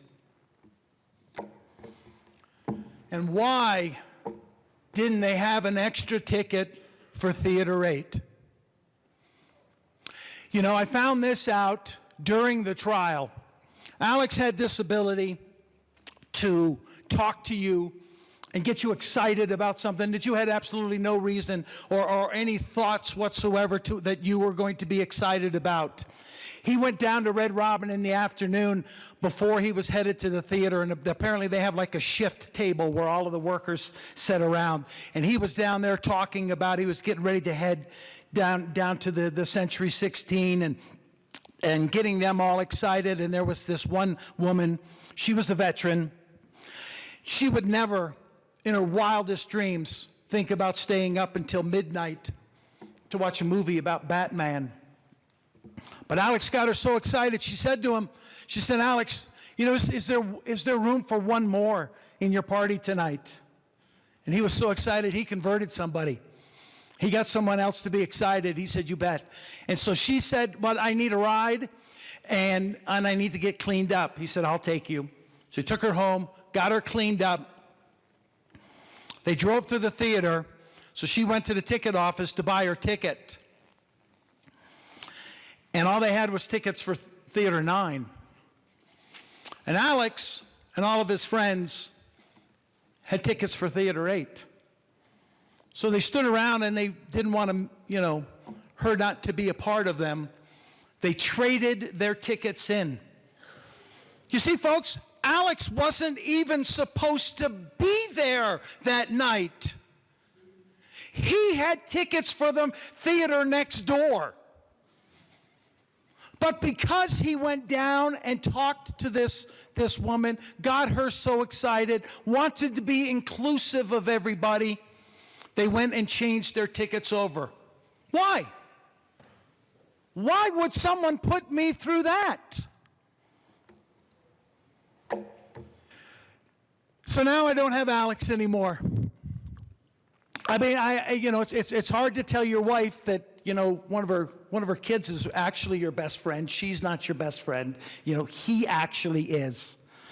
Because there wasn't anything I couldn't do with him, any places I couldn't go with him. I'm the kind of, I like to go to the big events. I like to see the things. When I would take Alex with me, Alex wanted to be engaged in those. I mean, we went to a couple of Final Fours. We went to the Olympics when it came here. I went and got us tickets. I didn't think I could get us a hotel room, so it sounded like we were going to have to sleep in the car. And he was okay with that. I mean, he was, without a doubt, my best friend.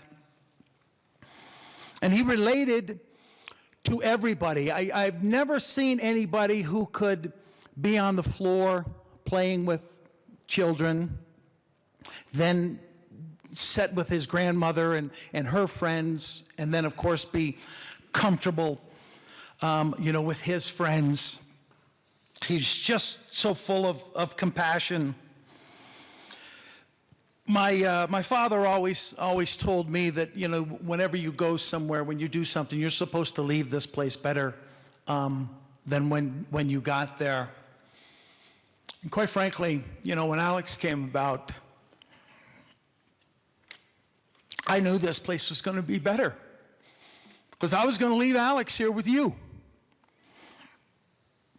Because, as I say, he lit up rooms. People were comfortable with him. I mean, he was better than me. I mean, he just simply was. And then this all happened. So now I got to figure out something else to do. I have to figure out a way to make this place better. I have to figure out a way that no one's going to have to deal with a life that I've had to deal with for these last 345 Fridays. I had to figure something out. And I worked my tail off to get myself down here, to get myself right here, right now, at this moment, so I could talk to all of you. And I could explain to you what it's like to go through the rest of your life without one of your children there who have no consequence of his. All he was doing was enjoying his birthday with his friends. Someone decided, by all of these instances that have happened, everything that went on, that they needed me to be here right now so I could ask each and every one of you to reach inside of yourselves, take a look at my broken heart, and light these boards up green, vote yes, and let's save some lives.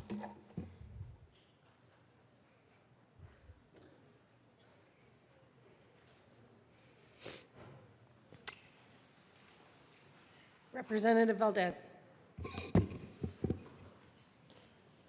Thank you, Madam Speaker. Majority Garnett.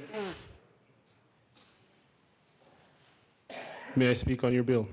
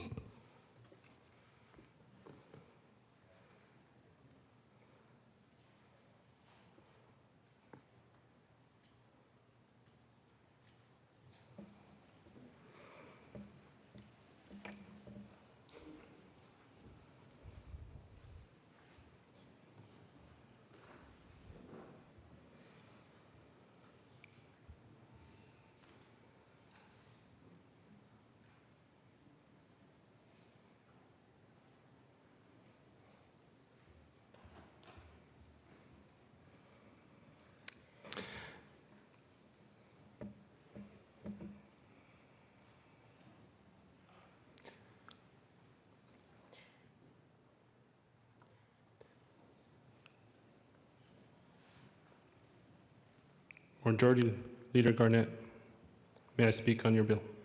House Bill 19-1177. Representative Valdez, if you need a moment on the side, you can take that moment. And there are other people who would like to speak. Thank you, Madam Speaker. Representative Geithner. Thank you, Madam Speaker. You know, there's something about this podium, I think it's unlike anything else I've ever experienced. It just draws out experience, it draws out reflection of all of our experiences. It's almost like it's a confessional or a bit of therapy. I've heard it said a couple of times that, you know, this bill will do a lot to protect those of potential victims or victims of domestic violence, that if it had been in place, it would have had a tool at their disposal. And perhaps there is an argument for that. A lot of you don't know that my mother suffered with a lot of mental issues, emotional and physical abuse in my household, in my childhood. It was plagued by it. From the time I can remember until the time I finally left that house, I was a victim of domestic violence. But I won't let that define me now, and I won't let that be the reason why I feel like I need to push a green button.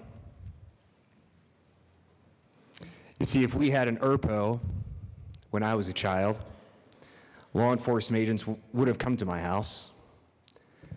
They would have searched for a weapon, a firearm, specifically as this bill calls it, but they wouldn't have found one. Because in my home, the instrument that was used to instill fear in my sister and I were knives.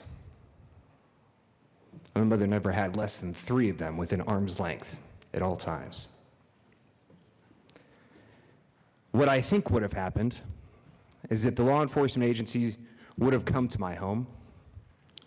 They would have searched for that firearm, and finding none, they would have left. And my mother, in her unstable moment, would have taken that vengeance out on me and my sister.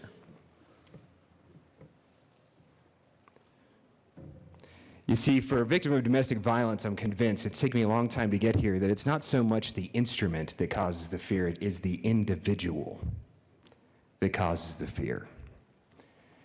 Regardless of what it is, whether it's a firearm, whether it's a knife, whether it's a bat, whether it's a belt, doesn't matter. You see, if an ERPO had been delivered, I am confident that my sister and I would have had to endure the wrath. The forced entry of someone into your home can be a violation like no other. I'm certain of it. It's got to be. And for a person that's at that critical point, to endure that, that person that's in that mental state needs to release that anger, needs to release that. And so they release it on the person closest to them at the time when they're experiencing it. And so that would have been my sister and I. An ERPO would have not prevented any of the abuse that I experienced. Any. Because the weapon of choice of my mother was a knife, not a firearm. This bill does very little to address mental health issues. In statute, it does very little to address mental issues. See, the impact that we have here in this body is to address mental issues. So if we want to remove someone from the environment, put them through an evaluation, give them that moment of pause, then I'm full support. Let's look at doing something. If we want to fix our M1, then let's do it. 1177 wouldn't have done a damn thing for my mother, my sister, or I. It would have made the situation far worse. And so I ask you all to consider that, since we're on the practice of speaking from experience, because that was my experience. I would encourage you to press the red button, because there is the fact that we could do far more damage than we could good today. And I'll leave the arguments about the Second Amendment, private property, due process, to others. I'll just share with you my experience and how 1177 would have hurt me and my sister far more than it ever could have helped. Minority Leader Neville. Thank you, Madam Speaker, members and colleagues. We've definitely had a spirited debate. It's not over. And I do have a few concluding remarks. Americans and Coloradans are proud of their country and their Constitution. It's not that we've applied its principles perfectly. We haven't. Indeed, we fought a civil war in order to right grievous historic wrongs, and some fights continue. But no nation on earth has enjoyed such individual freedom and prosperity, and so much opportunity for freedom and prosperity as we have. For 230 years, we've had stable governments from Washington, D.C. to Weldona, Colorado. I ask you, why is that? Is it because we are smarter or better than the others? I don't believe that, and I don't think any of you believe that. It's not our political leaders or bureaucrats are better than the average citizen or taxpayer. It's just that our system of government makes so many public officials accountable. Officials in misconduct are minimized, but not eradicated, because our Constitution and the protections it affords each one of us under the law, where people are accountable. And yet, even under this system, we don't have to look back very far to see that abuse and overreach are possible. Nearly 6 decades ago, the director of the FBI, with the approval of the Attorney General, okayed the wiretapping of the Reverend Dr. Martin Luther King Jr. In the mid-1990s, our Attorney General authorized a raid on a group of religionists outside Waco that resulted in them being burnt alive, along with their children. In the early 1970s, President Richard Nixon discussed using the IRS and CIA to discredit his political opponents, and a short 10 years ago, the IRS was actually used to shut down free speech rights of citizens and political opponents. These abuses are not just a Democrat thing, or a Republican thing, or even an American thing. They are a human nature thing. If you ask for proof, I say, cast your eyes back on the gulags of the Soviet Union. And if history is not your thing, look around today to the crushing government's abuse we see in places like Venezuela, China, and Iran. However well-intentioned they might be, and the majority of them are, people in power can abuse the system. To paraphrase the philosopher George Santayana, if we fail to remember this lesson, we are bound to repeat it. Which brings me to House Bill 1177. What we have in 1177 is a very broad abuse-prone solution to a narrow but important problem. The problem is that defects in our mental health care system mean some people slip through the cracks. Sometimes they get guns, and sometimes they kill. And sometimes, as we saw at the Florida high school a year ago, authorities with the ability and responsibility to intervene fail to do so for reasons only known to themselves. In those circumstances, no legislative fix is possible. Republicans and independents alike share a sense of grief and outrage at such attacks. And we're not content with the idea that such killings are simply the cost of having a democracy. But 1177 is not the answer. The strike-through amendment we offered at the beginning of second reading was the answer. At least it was much nearer to the answer than HB 1177. The problem with HB 1177 is that it's an overly broad solution to a narrow problem. We have offered a fix to the problem. We've offered a solution that would address the concerns raised by the woman with an unwell grown child, the wife of an unwell husband, and all the others. But 1177 opens the door official abuse and personal vendettas that we know, and let me repeat this, know from our history and experience are all too real and all too likely to occur. HB 1177 is a radical departure from the American tradition of fairness. Instead of getting to face your accuser, we get secret hearings, the possibility of hearsay evidence, a rush to judgment, the confiscation of private property after a secret hearing, all based on the fear that a person might commit a crime. As one chapter of the ACLU said in opposing a version of this law, this bill places judgment in the unenviable, indeed impossible, position of trying to predict who may or may not become a mass murderer. HB 1177 is a radical departure from the tradition of fairness because it subverts the legal framework for our judicial system. We've always been told that a person is innocent until proven guilty. But under this bill, we render someone defenseless who might or might not be a danger to others. We get the possibility that someone's reputation will be destroyed when they don't deserve it. HB 1177 will endanger the lives of both citizens and law enforcement. This bill doesn't require no-knock raids, but it certainly permits them. And this is a practical question. No-knock raids can be executed any time of day or night. Law enforcement is put in an impossible situation to alert the respondent that someone is coming to his or her house to confiscate firearms or simply perform a no-knock raid on someone you already think is dangerous. 1177 opens a Pandora's box of individuals, from husbands and wives to partners in a one-night stand, that can urge a judge to intervene. Some do it legitimately to save a life, others to ruin the life or reputation. We heard testimony in committee that approximately 1/3 of these temporary extreme risk orders are rescinded at the subsequent hearing. That's unacceptable. I don't mean to imply that the bill has no merits or the sponsors haven't worked hard. I appreciate the majority leader. I appreciate Representative Sullivan. But 1177 is not the elegant answer to the problem we face.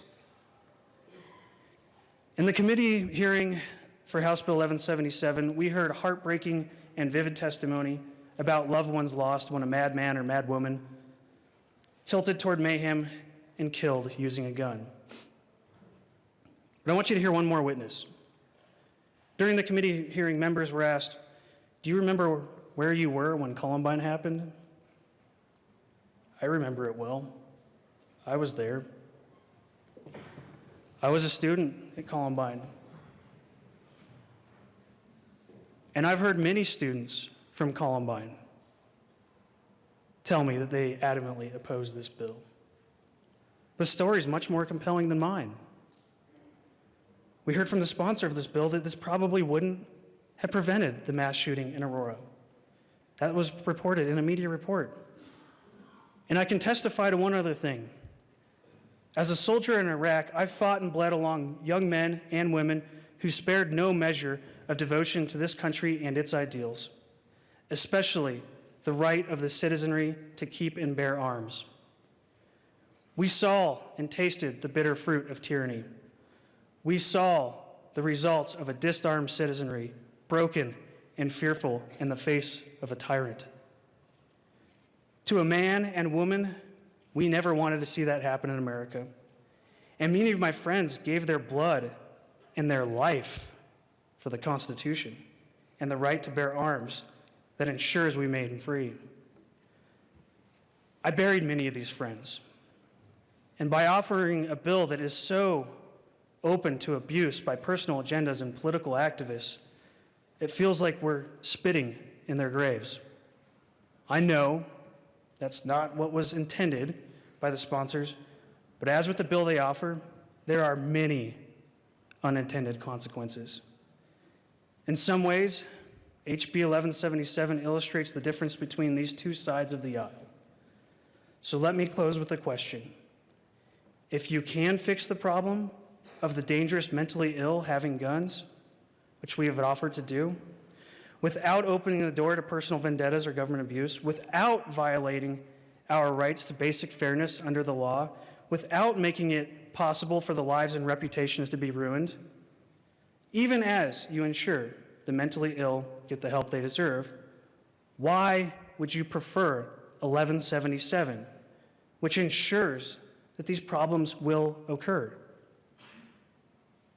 Members, I urge the sponsors and this body to postpone this bill for further deliberation. And I urge that we light this board up red and say no to such an overreach. The question before us is the passage of House Bill 1177. Is there any further discussion? Seeing none, Mr. Randall, please open the machine, and members, please vote.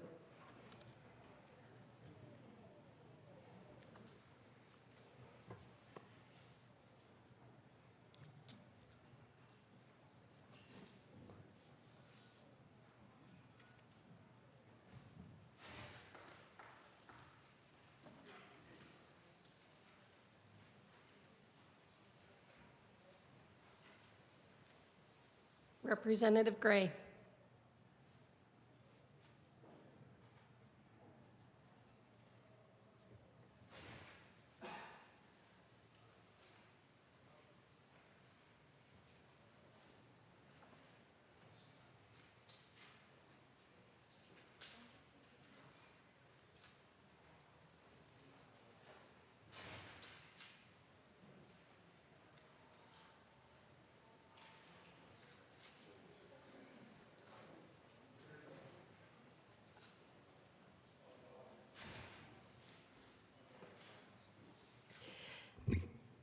That's a $2 fine, Representative Gray.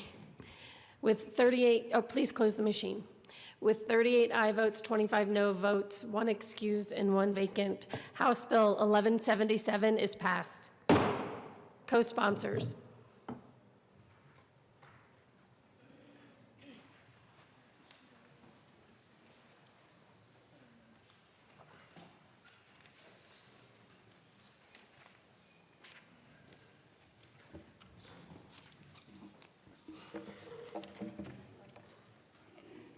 Please close the machine.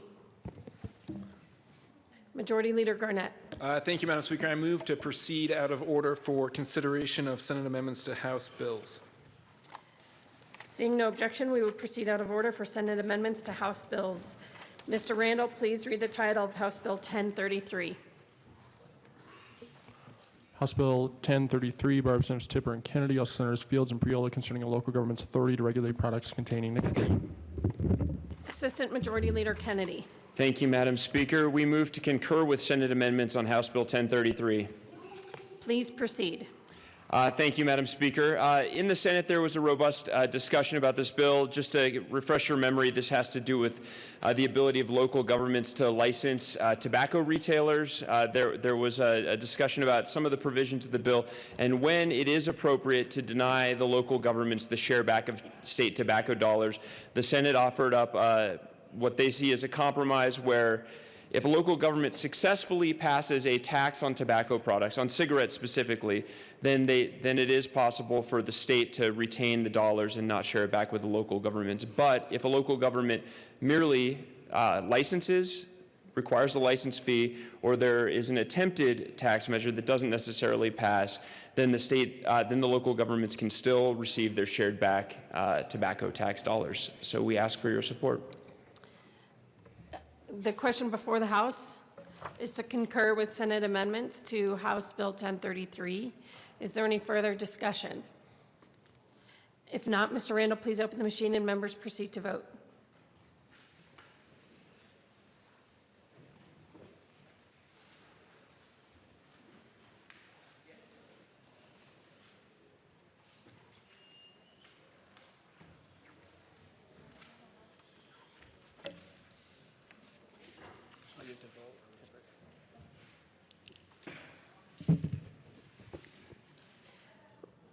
Representative Sirota is excused. Representative Tipper, please. Please close the machine. Is the machine closed? With 43 aye votes, 19 no votes, 2 excused, and 1 vacant, the motion to concur is passed.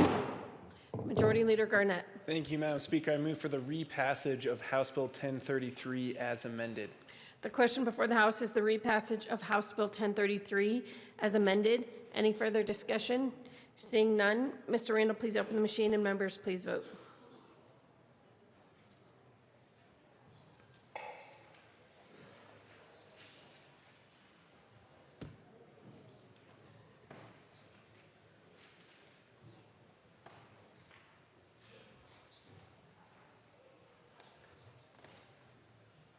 Representative, please close the machine.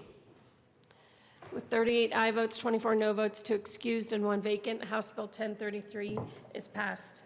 Co-sponsors.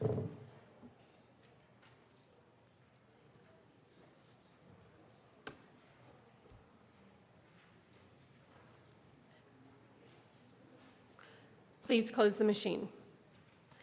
Mr. Randall, please read the title of House Bill 1034. House Bill 1034 by Representatives Sullivan and Escar. Senator Danielson concerning a requirement that common carrier engaged in the transportation of property by railroad have at least 2 crew members aboard a freight train while the freight train is moving. Representative Escar.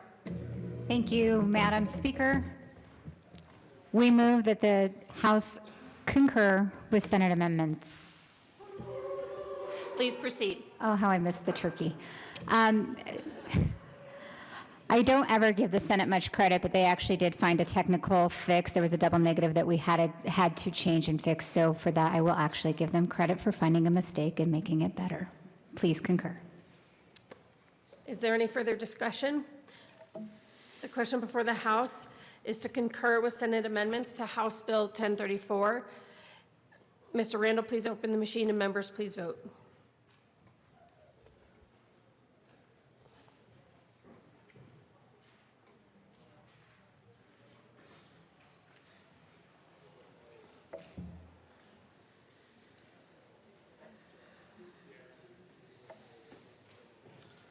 Representative Van Winkle, please close the machine. With 49 aye votes, 13 no votes, 2 excused, and 1 vacant, the motion to concur is passed. Majority Leader Garnett. Thank you, Madam Speaker. I move for the repassage of House Bill 1034 as amended. The question before the House is the repassage of House Bill 1034 as amended. Any further discussion? Seeing none, Mr. Randall, please open the machine and members please vote.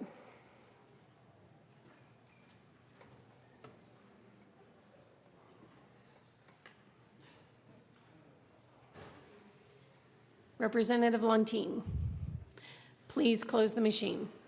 With 39 aye votes, 23 no votes, 2 excused, and 1 vacant, House Bill 1034 is repassed as amended. Co-sponsors.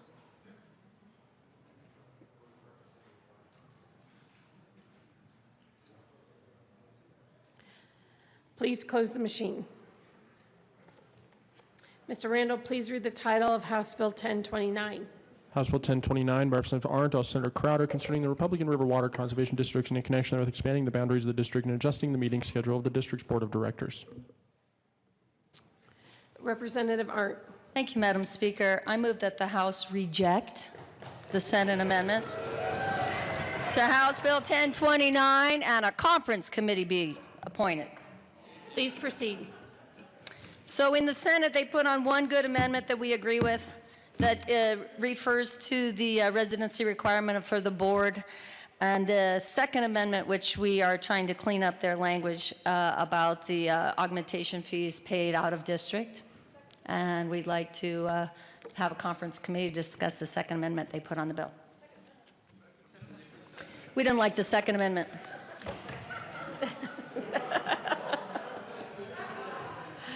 The question before the House is to reject Senate amendments and appoint a conference committee. Any further discussion? Seeing none, Mr. Randall, please open the machine and members, please vote.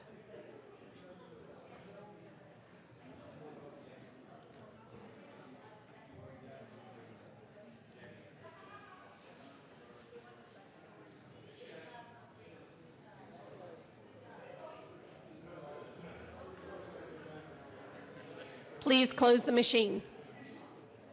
With 44 aye votes, 18 no votes, 2 excused, and 1 vacant, the motion to appoint a conference committee is passed.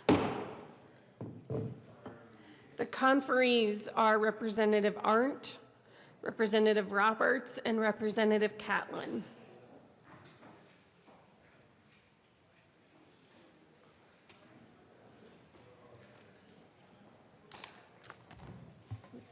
Mr. Randall, please read the title of House Bill 1082. House Bill 1082 by Representatives Catlin and Valdez D. Also Senator Quorum concerning the rights of a water rights easement holder. Representative Catlin. Thank you, Madam Speaker. I don't like this, but I do concur with what they were trying to say over on the Senate side. They did find one easement that we had not covered. So with that, I would ask for a yes vote. Are you asking for the body to concur? Yes, ma'am. I move that the House concur with the Senate's decision. Is there any further discussion? The question before the House is to concur with Senate amendments to House Bill 1082. Mr. Randall, please open the machine and members, please vote.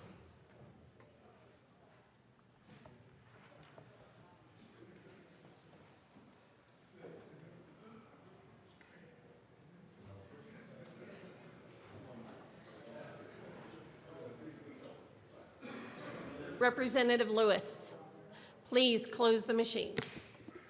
With 59 aye votes, 3 no votes, 2 excused, and 1 vacant, the motion to concur with Senate amendments on House Bill 1082 is passed. Majority Leader Garnett. Thank you, Madam Speaker. I move for the repassage of House Bill 1082 as amended. The question before the House is the repassage of House Bill 1082 as amended. Any further discussion? Seeing none, Mr. Randall, please open the machine and members, please vote.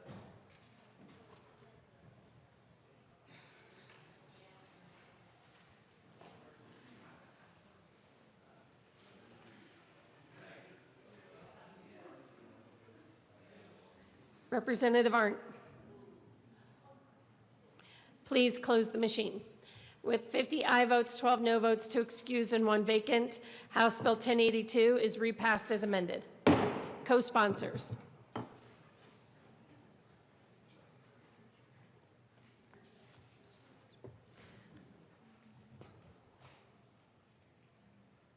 Please close the machine. Mr. Randall, please read the title of House Bill 1077. House Bill 1077 by Representative Roberts, House Senators Tate and Pedersen concerning authorization for a pharmacist to dispense a chronic maintenance drug to a patient without a current prescription in limited circumstances. Representative Roberts. Thank you, Madam Speaker. I ask that the House concur with the Senate amendments on this bill. Do you move that the House concur? I move that the House concur with Senate amendments. Please proceed. Thank you, Madam Speaker. The very technical amendment requested by Dora was added in the Senate. I will remind the body this passed the House unanimously and the Senate unanimously, so I would appreciate your aye vote. The question before the House is concurrence with Senate amendments to House Bill 1077. Is there further discussion? Seeing none, Mr. Randall, please open the machine and members, please vote.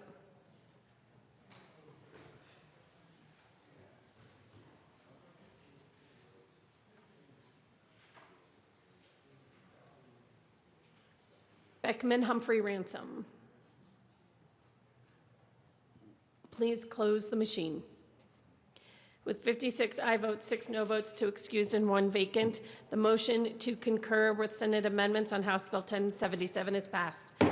Majority Leader Garnett. Thank you, Madam Speaker. I move for the repassage of House Bill 1077 as amended. The question before the House is the repassage of House Bill 1077 as amended. Any further discussion? Seeing none, Mr. Randall, please open the machine, and members, please vote.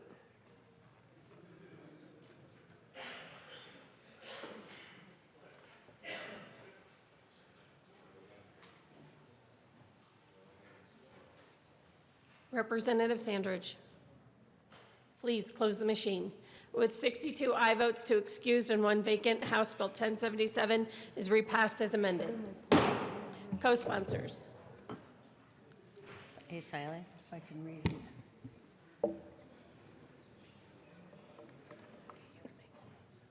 Please close the machine. Mr. Randall, please read the title of House Bill 1044. House Bill 1044, Representatives Kraft, Tharp, and Landgraf, House Senators Todd and Quorum, concerning advanced behavioral health orders determining the scope of treatment an adult wishes to receive under certain behavioral health circumstances. Representative Landgraf. Members, the Senate woke up. Ideas they did have. Surprisingly enough, they were not bad. Accept them we do. They made some adjustments. Stakeholders were sad. That didn't rhyme. Anyway, that's what happens when you do something very fast. We move to accept the Senate amendments. You move to concur. Concur. And accept. Representative Kraft-Tharp. Thank you. So this is a very important mental health bill, really moving mental health forward and really providing for help for people who have mental health issues. The Senate made 3 small amendments to at the suggestions of stakeholders, and mostly they were definitional. We ask for your support. The question before the House is the motion to concur with Senate amendments to House Bill 1044. Is there any further discussion? Seeing none, Mr. Randall, please open the machine, and members, please vote.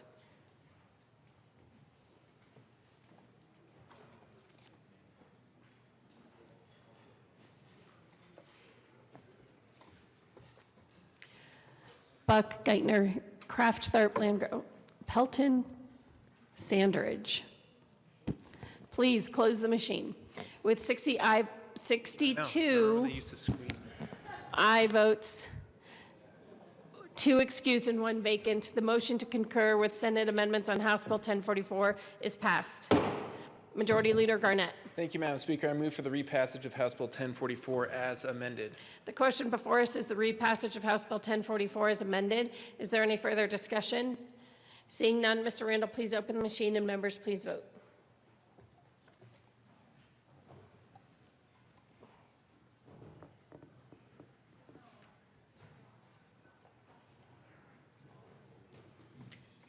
Please close the machine.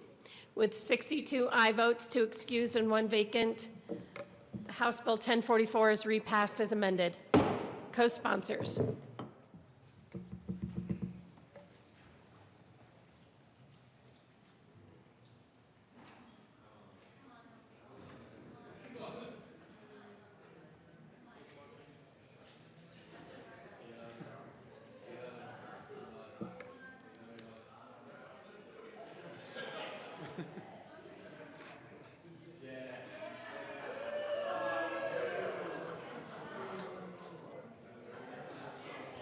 Please. Oh.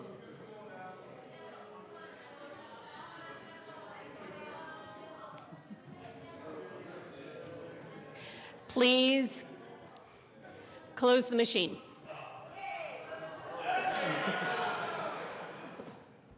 Majority Leader Garnett. Thank you, Madam Speaker. I move to lay over the balance of the calendar until Tuesday, March 5th. Seeing no objection, the balance of the calendar will be laid over till Tuesday, March 5th. That brings us to announcements and introductions. I have one announcement. Representative Mullica will replace Representative Titone today only on Rural Affairs and Ag. Any other announcements or introductions? Representative Jackson. Thank you, Madam Speaker. Energy and Environment Committee, we will be meeting 1:30, room 112. We'll be hearing House Bill 1204, House Bill 1188, House Bill 1198, and a House Bill 1199. See you then. Representative Harrod. Thank you, Madam Speaker. Members, the Black Caucus is excited to welcome you and invite you to our reception tomorrow night for the Black Caucus Foundation at the Blair Caldwell Library, which is our historic African American library in the heart of District 8 in 5 Points. You're all welcome to attend. There'll be refreshments, food, and great conversation. We hope to see all of our members there. Any other announcements or introductions? Majority Leader Garnett. Thank you, Madam Speaker. I move that the House stand in recess until later today. Seeing no objection, the House will be in recess till later today.